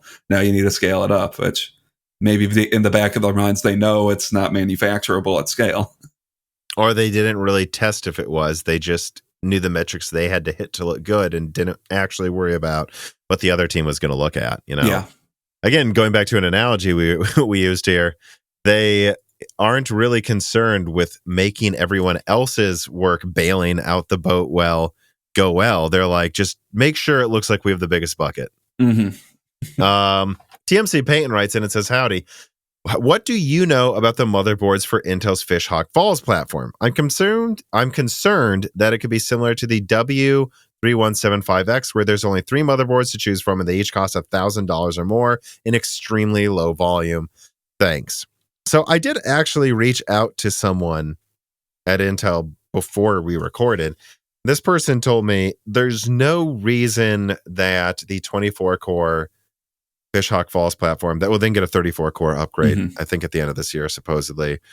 There's no reason those motherboards need to be more than Threadripper. So I think, yeah, you're looking at like $400 to $600 because I don't remember how many off the top of my head. It's like, I think it's like 64, up to 64 PCIe lanes of 5.0. Like, Jesus. Yeah, it's going to cost more, guys, than X670 because it is insanely more IO. But they don't think that thing's going to cost $1,000. Now, the Sapphire Rapids version, the tiled one that's like 56 cores. I don't know, guys. Yeah, that might be $1,000 motherboard. I don't know what to tell you. I mean, well, they could go to those are 100 targeting completely different sectors of the it's market. Though, workstation, right? Yeah. So high-end workstation too. So I don't know. I think the 24 core Fishhawk falls. I'm more concerned about how expensive those monolithic dies are going to be, especially the 34 core that pushes the limits of Intel's 10 nanometer reticle. That, I'm worried about that chip costing. Yeah, for 34 cores. That's what I'm worried about. But I don't see why the motherboard needs to be more than 1,000. It's going to be pretty good, but I don't think it needs to cost that much. No promises, though, of course. We'll see. Brett Summers writes in and he says, hello, Thomas-san. When you talk to your Intel contacts, what is the architecture from a consumer desktop laptop point of view that they seem most hopeful about? Is it Meteor Lake, Arrow Lake, Panther Lake? Is it something beyond those? Everything has been so doom and gloom and tempering expectations lately, talking about layoffs for Intel. I suspect this would negatively affect morale at Intel. What design do they seem most hopeful about launching that they think will get them back into the limelight? Well, Granite Rapids is one they know has to be good. Same with Sierra Forest. So I don't know if that one's the one they're the most optimistic about, but they know it has to be good. And so far, Granite Rapids at least is going great. Otherwise, I'd say they're actually pretty dang excited about Meteor Lake in the same way they were about Tiger Lake. I hear a lot of enthusiasm for Arrow Lake, Panther Lake. Honestly, all of their upcoming stuff, especially like in the core divisions, they're excited. They're excited about everything. They just hope they don't fuck it up. I will say there's zero enthusiasm for Arc. No one is expecting Arc to succeed. And I'm not guys, this is what they tell me. Take it or leave it. I really don't care. But if you're watching this, I hope you respect my opinion at least a little. No one at Intel is optimistic for Arc. Otherwise, they're optimistic for everything else. They just wish they were more on schedule. Yeah. And, Meteor Lake, if viewed as a replacement to Tiger Lake, which is what it sounds like it is, Meteor Lake sounds pretty good. But not much more than that. And I think they'll just be stuck selling Raptor Lake for longer on desktop than they want to. And actually, I'm not sure. Maybe they could probably move entirely to Meteor Lake on laptop. But I think they still might need to maintain some Raptor Lake presence. I think they're still going to need to use that 24 core for the top laptop models. Yeah, you really can't replace that. Look, it might be a funny situation, just like we kind of saw with Tiger Lake. Eventually, this changed because eventually Intel had 8-core Tiger Lake models, but there was this while where they had these quad-core Tiger Lakes, and you had to choose and Ice Lakes, by the way, and you had to choose between that or like a 6 or 8 core 14 nanometer chip. I think we're going to see that again, where actually the 6+8 Meteor Lake can game a lot better than Raptor Lake, but it's typically a tie, but the Meteor Lake's using half the energy and Raptor Lake, is sucking a ton of power. I think we could see a repeat of that, because I expect Meteor Lake with Redwood Cove on Intel 4 to have a regression in clock speed. I don't know how low it's going to get, but it could still be around 5 gigahertz, but a decent IPC increase over Raptor Lake. So, yeah, you're going to be probably looking at 35 watt Meteor Lake chips that compete with 95 watt Raptor Lake chips in gaming, but the Raptor Lake chips have more cores. So, if you want multi-threading, there's that. All right, let us then move on to the wrap up here. These are the stories that we didn't think should get a full story, but require an honorable mention at least. Rocket Lake is end of life, Dan. I just thought we usually mention it when something's end of life. It's just so funny how much they're still trying to get rid of these at Micro Centers, I hear, by the way. It's Rocket Lake. It's a little bit of a surprise to me that Rocket Lake isn't already end of life. Alder Lake was just so much better than Rocket Lake. I remember these discussions because I think Micro Center was giving away a free motherboard with an i7-11700K a year ago or something. And you go, okay, well, that's 8 cores, 16 threads. It has PCIe 4.0 support. It's not the worst product, but then you look at its price, and I think the i7 was still $200 to $300, and I go, no, get the Alder Lake i5 and just buy a $150 motherboard. Pay the extra $100 for 6 plus 4 instead of just 8 big 14 nanometer cores. No. Yeah, I mean, I guess there was a while where like what was it? So the i5 the 11400 the like 11400F, if I'm remembering the name. And correctly. the 11600K was okay at the right price. Though I thought those were still decent for a while, I suppose, but yeah, Rocket Lake came out dead. So yeah. Let's see. Meteor Lake rumored to double GPU performance over Tiger Lake graphics. Now, I haven't really put much thought into Meteor Lake's integrated graphics performance. But you know, I think based on what I've seen, yeah, this rumor seems correct to me. But I just want to point this out here. People are talking about how it's doubling performance over the 96 execution unit Alder Lake / Raptor Lake. Keep in mind, just like with 14 nanometer, where they use basically Skylake integrated graphics for Skylake, Whiskey Lake, Comet Lake, and it just kept going on and on.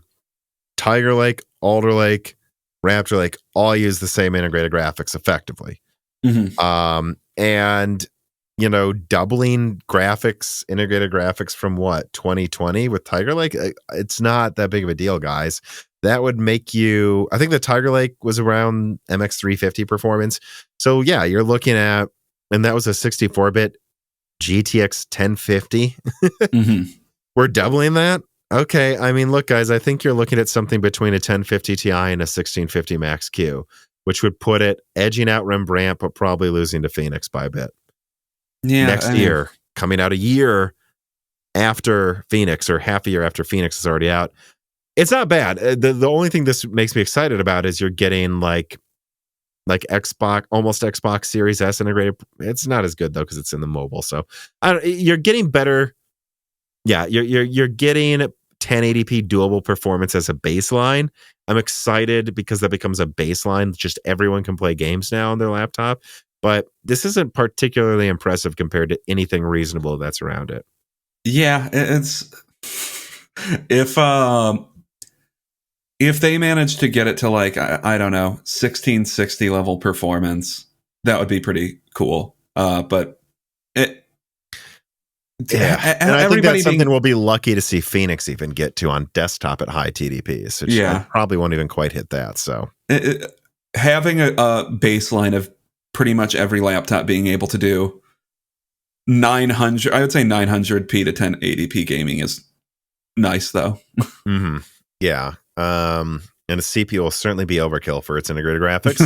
Yes. Mendocino, the 4-core Zen 2, I believe 2 compute unit, ultra budget APU is appearing in like $400 laptops. Mm. I just thought we had to mention, you know, this thing actually came out, this little tiny APU. Yep. AMD pair it with an Navi 24, man. Come on. Pair it with a 6500 XT and a $600 laptop. We'll see if it happens. It could. I don't think it will. Probably. Let's see. So I feel like, am I wrong? Every half year, some Chinese graphics card company announces they're making a graphics card, and I can never find benchmarks for them. We found one. This the S80 is benchmarked, and where does this thing It's a third of a A770. I mean, yeah. So what is that, like 570 per? I don't even know if it's that. You know? Yeah. Let me see. Where would that land at? Not impressive. Yeah, I mean, it's a pretty big graphics card. What kind of? I'm trying to see where's the pins on this thing. No, it seems to require like at least an 8-pin or something. I don't know. It's not very impressive. No. I guess you can play Crysis with it according to that tweet, though. I guess Intel can certainly say that they made a better graphics card than anyone besides AMD and Nvidia and maybe ARM so far. Good job. And Apple. And You're after and AMD, Apple. NVIDIA, Apple, ARM. I don't know. You're better than companies we've never heard of, I guess. So Maybe some boutique company that we don't know anything about because Although, I feel like I'm sure it's better than VIA. yeah. Let's see. General Motors signs an agreement with Global Foundries for exclusive production lines in upstate New York. I don't know. I just thought this was a notable mention here. Like, Global Foundries may have bowed out from trying to make the most cutting edge nodes, but their new like true 12 nanometer. Yeah, I don't see why you need anything better than what's really a 10 nanometer competitor for cars. And you gotta wonder why some of these car companies were like competing with the most in demand nodes for absolutely no reason. Like why Navi was it Navi 21 was going into Navi 23. Navi 20. Okay, it was Still Navi is. 23, not 21 at least. Or I think maybe they're changing it to something else now. But yeah, no, I think it's still Navi 23s. Yeah. Okay. Like I don't quite understand why Navi 23 was going into cars, but I guess they made that choice. Yeah. And this is a fun one added last minute to the list. There's a rumor, I don't think it's confirmed, but there's a rumor, we've heard, I think, what isn't it, like in Europe, they may force everyone to use USB-C and not proprietary phone chargers. I think India also. And India, yes, that sounds correct to me. It looks like Apple may still find a way to make USB-C cables proprietary by making it need to be Apple USB-C cables to work with their phones. I was excited to see that. Yeah, it was India. That India and the EU were mandating USB-C because it's like maybe we might finally have a single standard. But I don't know why I didn't foresee this. Of course, they would just make their own proprietary USB-C. Mm-hmm. Now, I was thinking about this. Depending on how the laws are written, yeah, I mean, Apple can just argue, oh, we're not wasting redundant manufacturing, redundant parts. We're using the same parts. This is what you want. But no, this does not cut down on people needing to buy a separate freaking cable for their iPhone, which was half of it. Yeah. It still solves half of the issue for e-waste, but not the other half. No, I just think it's funny that like Apple absolutely needs everything to be on their own to be in their own environment. You cannot buy a third-party USB-C cable because then we would die. Yeah. All right.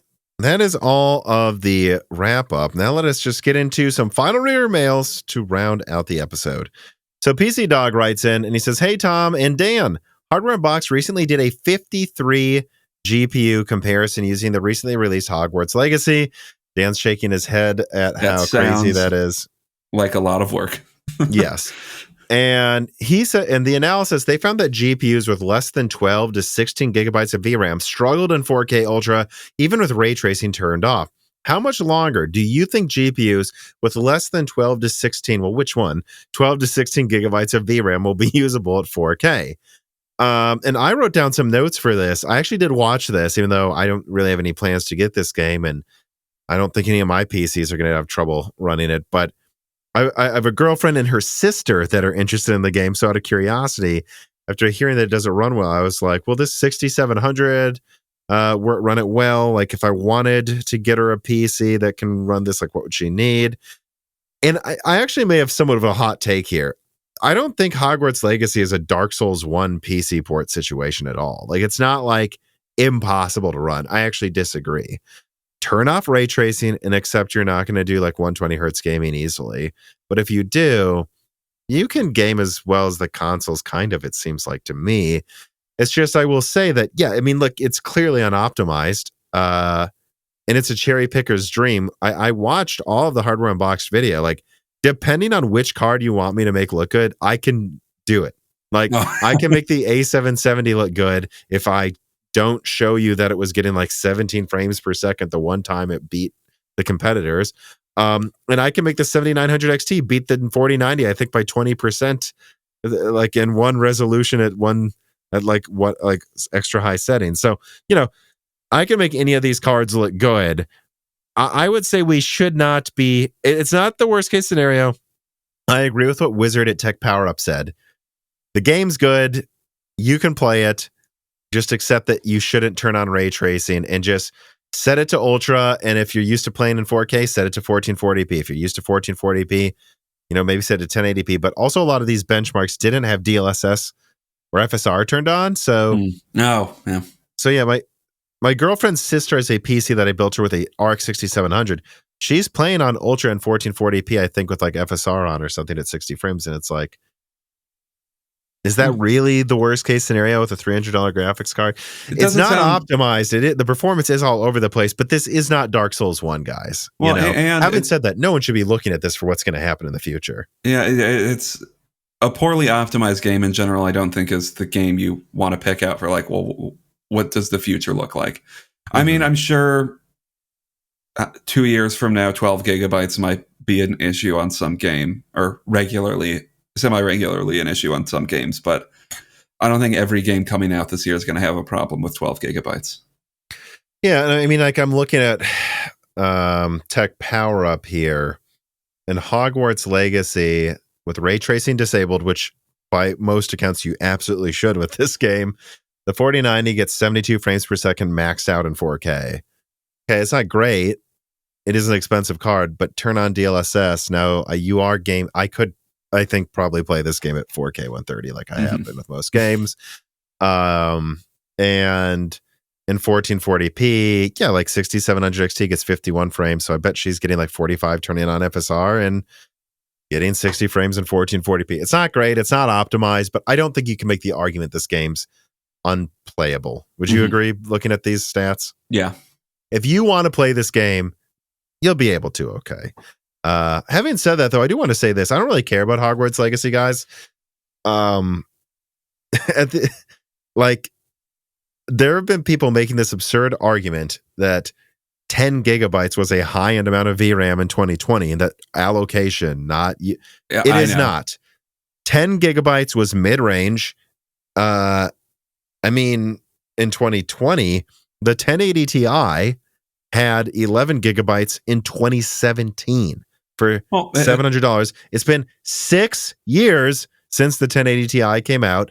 It is now lower mid-range levels of VRAM. 12 gigabytes is not high-end. It wasn't high-end 2 years ago. Sure, shit isn't right now. Even if NVIDIA tried to convince you it was okay, the 3070 at 8 gigabytes of RAM for over $500, it wasn't enough. It was not just allocation. It was barely enough a few years ago, and now it's running out of steam. Yeah, mid-range... Maybe even at this point, yeah, mid-range is should be 12 gigabytes. The lower end of mid-range should be 8 gigabytes at this point, and 16 gigs is the beginning of high end, I guess. Yeah, it's like there's no way around progress is going to happen, even if NVIDIA tries to stagnate it. Like, if you bought a 3080 for long-term 4K gaming, it only has 10 gigs of RAM. You're going to have to turn down settings. Even then, though, I would say, guys, this is a couple years old, and it was always supposed to be $800 or less, arguably $700, because that was the MSRP, but of course that was a fake MSRP. If you've spent $1,400 on a scalped 3080, you've paid $1,400 for a high-end card with mid-range levels of VRAM. You're gonna have to turn down settings moving forward in 4K. Yep. I don't know the 4070 Ti. Even if they try to sell it for up to $900, well, up to more than that, but $800 or more right now, it has it has mid-range levels of VRAM. And if you buy that, you should not be surprised you have to turn down settings. It is a less than 300 millimeter squared die that uses 200 something watts with only 12 gigs of RAM. You can call it high end. It's not. It's mid-range.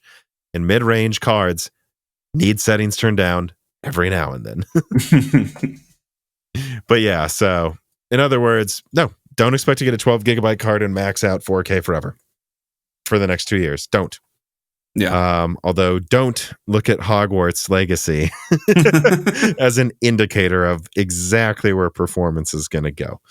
QH Freddy writes in and says, Linus Tech Tips did 24 episodes of Intel Extreme Tech Upgrade as a sponsor video.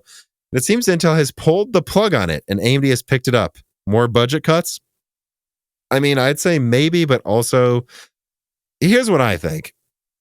I don't think I'll ever be sponsored by these companies directly because they seem to hate me. Or the marketing people do. The engineers don't. That's where the leaks come from, but the marketing people really don't seem to like me. But I would say if I was Intel and I was sponsoring my channel for like a dedicated video and they just paid a ton for it, like I'm sure they paid mountains of money to Linus Tech Tips for that. I think it might be worth it to do it once or twice in a year, but 24 episodes, are they really getting people to buy more Intel processors by having that happen every month? Because who's watching that and going, oh yeah, they did another Linus Tech Tips video, I better get an Intel processor. At a certain point, I think you expose your brand to a market, this being the market advertised by Linus Tech Tips. Doing it 24 times in a row, I'm not sure what you're getting out of that. Yeah, and also, I mean, further budget cuts, maybe I'm underestimating how much it would. I guess 24 videos is a lot from the biggest tech channel, or one of the biggest tech channels. I'm not sure if they're the biggest, but I feel like that's probably I don't feel like that's where they would necessarily be like, we really need to tighten our purse strings a little bit. Pull the Linus Tech Tips video. That's where we're these videos, Extreme Tech Upgrade, where they built these insane systems. Those videos were. Well, they're dedicated videos, Dan. I mean, I'll tell you, I think they probably paid Linus $30,000 to $100,000 per video. Yeah. I mean, that doesn't. And I want to be clear, that's not because that's how much I'm getting, guys. But I do know people who know them and people who are channels that are pretty large, and they've opened up to me about how much they get paid for this type of thing. And yeah, like a few $1 million isn't the in a like multi-billion dollar company isn't the biggest expense, though. Is all I'm saying. I agree, it isn't. I will say I've heard their marketing teams are getting gutted right now. So I don't know how much. I think finally someone's taken out a pencil and looked across the spreadsheets and gone, why am I using a pencil when I usually use a monitor and keyboard? And then once they throw the pencil away, they're going, yeah, do we need to be giving them $100,000 a month, guys? Is this benefiting us on the 24th episode where you see Linus in a racing chair? Is that making people buy an i9? Probably not very many. That's my thoughts. Is it part of budget cuts? I mean, it almost has to be, and they are probably paying Linus a lot of money for this based on what I've heard. Or at least what I've heard dedicated videos can cost on channels with millions of subscribers. I guess I want to be clear. I'm not saying I literally heard Linus was paid that much for that video, but you know, at the same time, it's like, I honestly think it may be a waste of money. Bfish36 writes in and says, hi, Tom and Dan, our guest. What are you hearing about Meteor Lake? Phoenix looks like it's following the Rembrandt path of being in low volume and difficult to get. Well, Phoenix isn't out yet. Phoenix launches in March, Bfish. I have to start correcting this here because it's starting to annoy me. People are like, why is Phoenix so hard to... It's not out. It's not following Rembrandt. We don't know yet. It's not out. But continue this question. Consumer laptops are one of the largest market segments. If reports of 2x graphics performance increase, which I'd be skeptical about prior to blah, blah, blah, but Intel being very successful pushing the EVO lines could be clawbacks into market share from AMD. Oh, I see. So he's asking, do you think Meteor Lake can take market share back from AMD and laptop? I mean, those are... Evo is relatively big for client, isn't it? Well, that is us. Not client. Is relatively big for not client. Like business, large scale acquisitions. I guess. Yeah. I think that's what it's marketed towards. And like, I don't know if you can get an entire institution to buy like their Meteor Lake Evo lineup. That is a lot of sales, even if you don't, us as the consumer, don't necessarily see it. Oh, that's a good point, and that explains why maybe they don't care if they're going to keep using Raptor Lake and top-end gaming laptops. They need to keep that part of client, OEM client, and like big business clients buying these contracts, and maybe Meteor Lake can do that. I think it could. I mean, I don't think most people that are, working in a cubicle need 24 cores on their on their work system. Some do, but not that many. Yeah.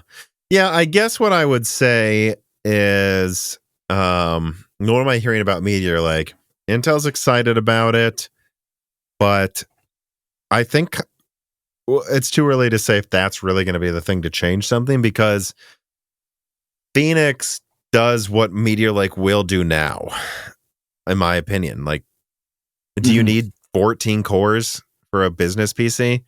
No, but do you need graphics good enough to run a few 4K displays when docked? Maybe. Phoenix will already do that now. So I don't know that Meteor Lake's really going to have better graphics than Phoenix either. And so I don't know. I don't think Meteor Lake's going to be the differentiating factor in laptop market share at this moment. I don't. And before we are so sure what happens to AMD's laptop market share, let's let them launch the dang things. I don't know. Carbon Cry writes in, counterpoint to QH Freddy's assertion presented in Broken Silicon 191 that AMD should let Intel bleed out in client and focus everything on server. For Intel, their client is subsidizing server right now. Has been for quarters. So why not let AMD hammer Intel in client and thus strangle them from the root? Strangle them from the root. Sounds like a German phrase that Carbon Cry would use. Czech phrase.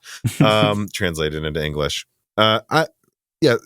So I don't know. I think that's an interesting point, though, of like, this was a whole discussion we had before, last episode with like the server engineer. Like, the reason AMD's betting everything and mostly focused on having tons of products for server right now is if they get to 40 to 50% server, laptop doesn't really matter because of all the money they'll have coming in. But I don't know.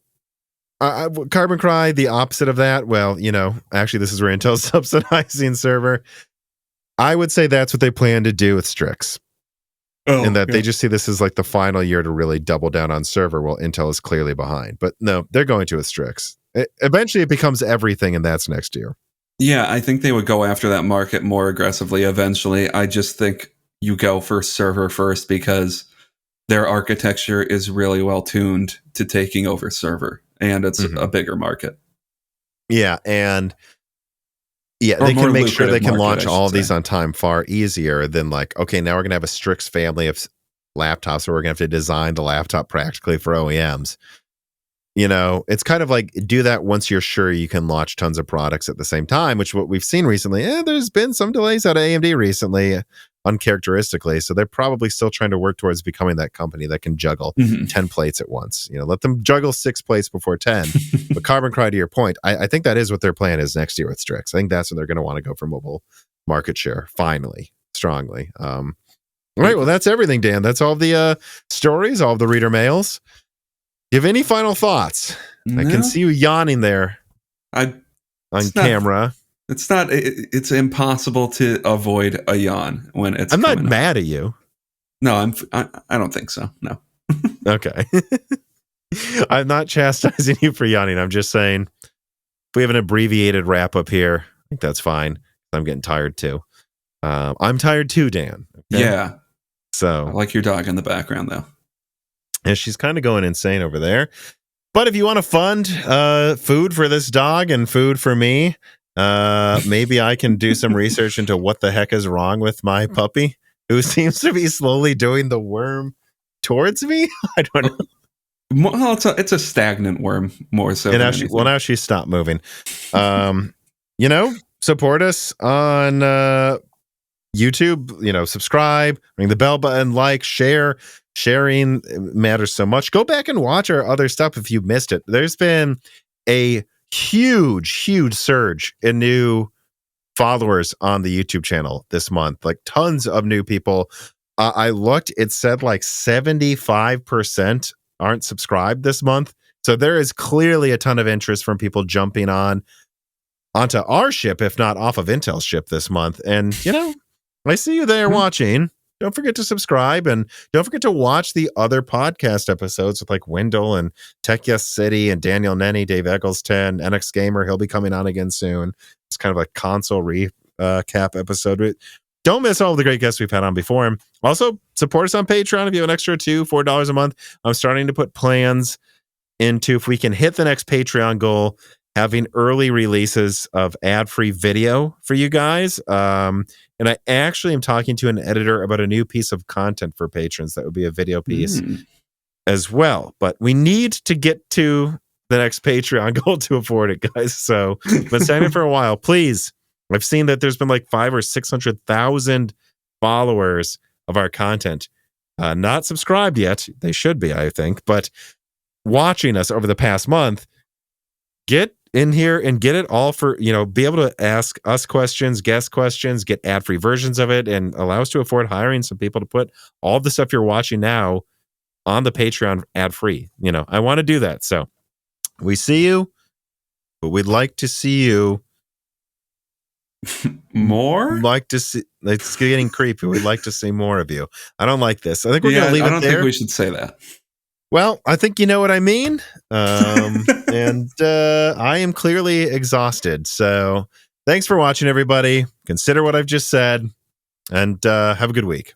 Bye. This podcast was brought to you by the YouTube channel and website Moore's Law is Dead. Moore's Law is Dead and Broken Silicon are trademarks of their creator, Tom. That guy is me, and I am indeed the creator, editor, writer, and showrunner of Moore's Law is Dead podcasts, videos, articles, and other media. However, it's not just me. Moore's Law is Dead is a team, with Broken Silicon co-hosted by my brother Dan, audio editing by Gerard Cortez, renders being done by the industrial designer Jean-Philippe Clermont, and special assistance is also provided by Carmen Cry and Carrie Nosugad as well. Find all of our information at www.mooreslawsdead.com on the about/support page. In the event you do want to hire me for consulting work, hire Gerard for audio work, hire Jean-Philippe for industrial design work, or you're interested in working with Carbon Cry or Carrie Nosugada as well, you can also find our long-term sponsors on that page if you want to show them some love for putting food on our tables. Or you can also mail us some love. You can send letters or hardware donations to the following address: Moore's Law is Dead, P.O. Box 60632 in Nashville, Tennessee, zip code 37206. Although, to be honest, the best way to show Moore's Law is Dead some love is to support us on Patreon. Patrons are what makes Moore's Law is Dead content truly possible. Every month, and really every day, depending on who you're talking about, me, Gerard, Dan, and Jean-Philippe are working tirelessly to provide a steady stream of content that we could not keep doing unless we knew the work was possible without being reliant on sponsors dictating every little thing we put out. Don't get us wrong. We love our sponsors, but we love directly working for you, our fans, much more. If you have any extra money, even a couple free dollars a month, consider supporting us directly on Patreon. Those couple of monthly dollars will get you access to the exclusive podcast Die Shrink, voting on subjects of future podcast episodes, the ability to ask guest questions, and of course, access to the Moore's Law is Dead Discord full of like-minded people who I am sure would love to meet you. I am one of them. Additionally, higher tiers get access to early, ad-free episodes of Broken Silicon, the ability to ask questions in all Broken Silicon episodes and Loose Ends live streams ahead of the recording, and the entire back catalog of Moore's Law is Dead podcasts, in addition to having thanks in the credits of videos and podcasts depending on the tier, with other perks available as well. And hey, if you cannot afford to support us directly every month, please do share Moore's Law is Dead videos and podcasts with friends and family, and on social media and websites like Reddit, and give Broken Silicon a 5-star review on Apple Podcasts or your preferred podcast app of choice. All of this does really help us so much. But like I said, this podcast would not be possible without the patrons directly providing predictable and reliable support every month. And so now it is time to give a personal thanks to the greatest of the fans. The following supporters are at the 10 gigahertz or higher supported levels: Brad Bedlin, Drita Full, AV, Anthony Greffa, Greg Pateki, Mohammed Wakawari, Brett Jones, Aaron Close, Little Germany, Dan Rano, Daniel Hyde, Dreadbird, Ryan Riggleman, Dr. Foreman, Sam Miller, Deke, Josh Law, The Mechanical Philosopher, Terrence Harrod, SNES Chalmers, Tom Bailey, Greg T. Wanchik, Andrew S., Frank Zielinski, Daniel D., MJB1, Eric Jackson, Justice Brennan, Joshua L. Herrera, Valco Malev, The Boss Haas, Nicholas Buckner, Spantum G. Spantum, Jonathan, Lord Starstream, General Chips, Blake, Michael Frederick, Matthew Lazier, Jensen Wang, Nathan Moses, Aziris, Gregory S. Acker, Dominique Cock, Jake Dude 23, Jake Martin, Cameron, Venti CZ, Hardforum.com, Original Ross, Slicky, Lance Bassler, David Cowden, Ricky Tan, Christopher Butler, GZ Ziggy, Sarcastro, Stefan Hart, David Sebastian, Meat and Pork, Stu, Tim Robb, Luis Correa, Ian Clifford, Jesse J. Scowiak, Travis Goody, Holden Mobley, Nanya, Chris Rich, Deepest Learners, Mad, Zootsu Taylor, Stephen Coates, Michael McGee, Chuck Glidden, Sammy Malas, Greg, AWS Danny, Patrick Groh, Amy Will Chief, Brett Summer, Milton, Stephen Dick, Tommy, John, Brucha, Mark Mitchell, McDaffie, AC, James Anderson, Marshall Pierce, Mark Raidmaker, Dave Schultz, 30S 8, Hal Buma, Norithio, Matthew Landavazo, Stefan Koladik, Henry Zhang, Judson N, Heath Moore, The Grid, Michelle Pell, D31337 Antics, Joseph Kelly, Earth Taurus, Hexapuma, Chrysantine, Jim Ferreira, RB Racer, Keith Moore, Kita Abdul Kadar, Precision, DNA Tech, Ridion Technologies Group, John O'Shea, Royce Meyer, Charles Russell, Reginald Ari, Slushbot, Teague Autumn, Jackson Miller, JSMMH, Nathan Rizink, Mean Dean Cal, Andre Shocks, Gaming Since Reagan, Jeff Sedler, Jordan Simkovic, Loophole 35, Winstar, William Welpley, James I. Rader, Corey Leonard, Nell Lima, John Shin, Justin Bussell, Kelvin, Austin Hagerty, Roger Davies, Shay, William Leake, Corey Chappelle, Even Dingle, C2, John Iverson, Michael, Aaron, The Eternal Dreamers, Jansen Ngima, Him Segung, Derek Lambing, and of course, thank you to Sahara for the music.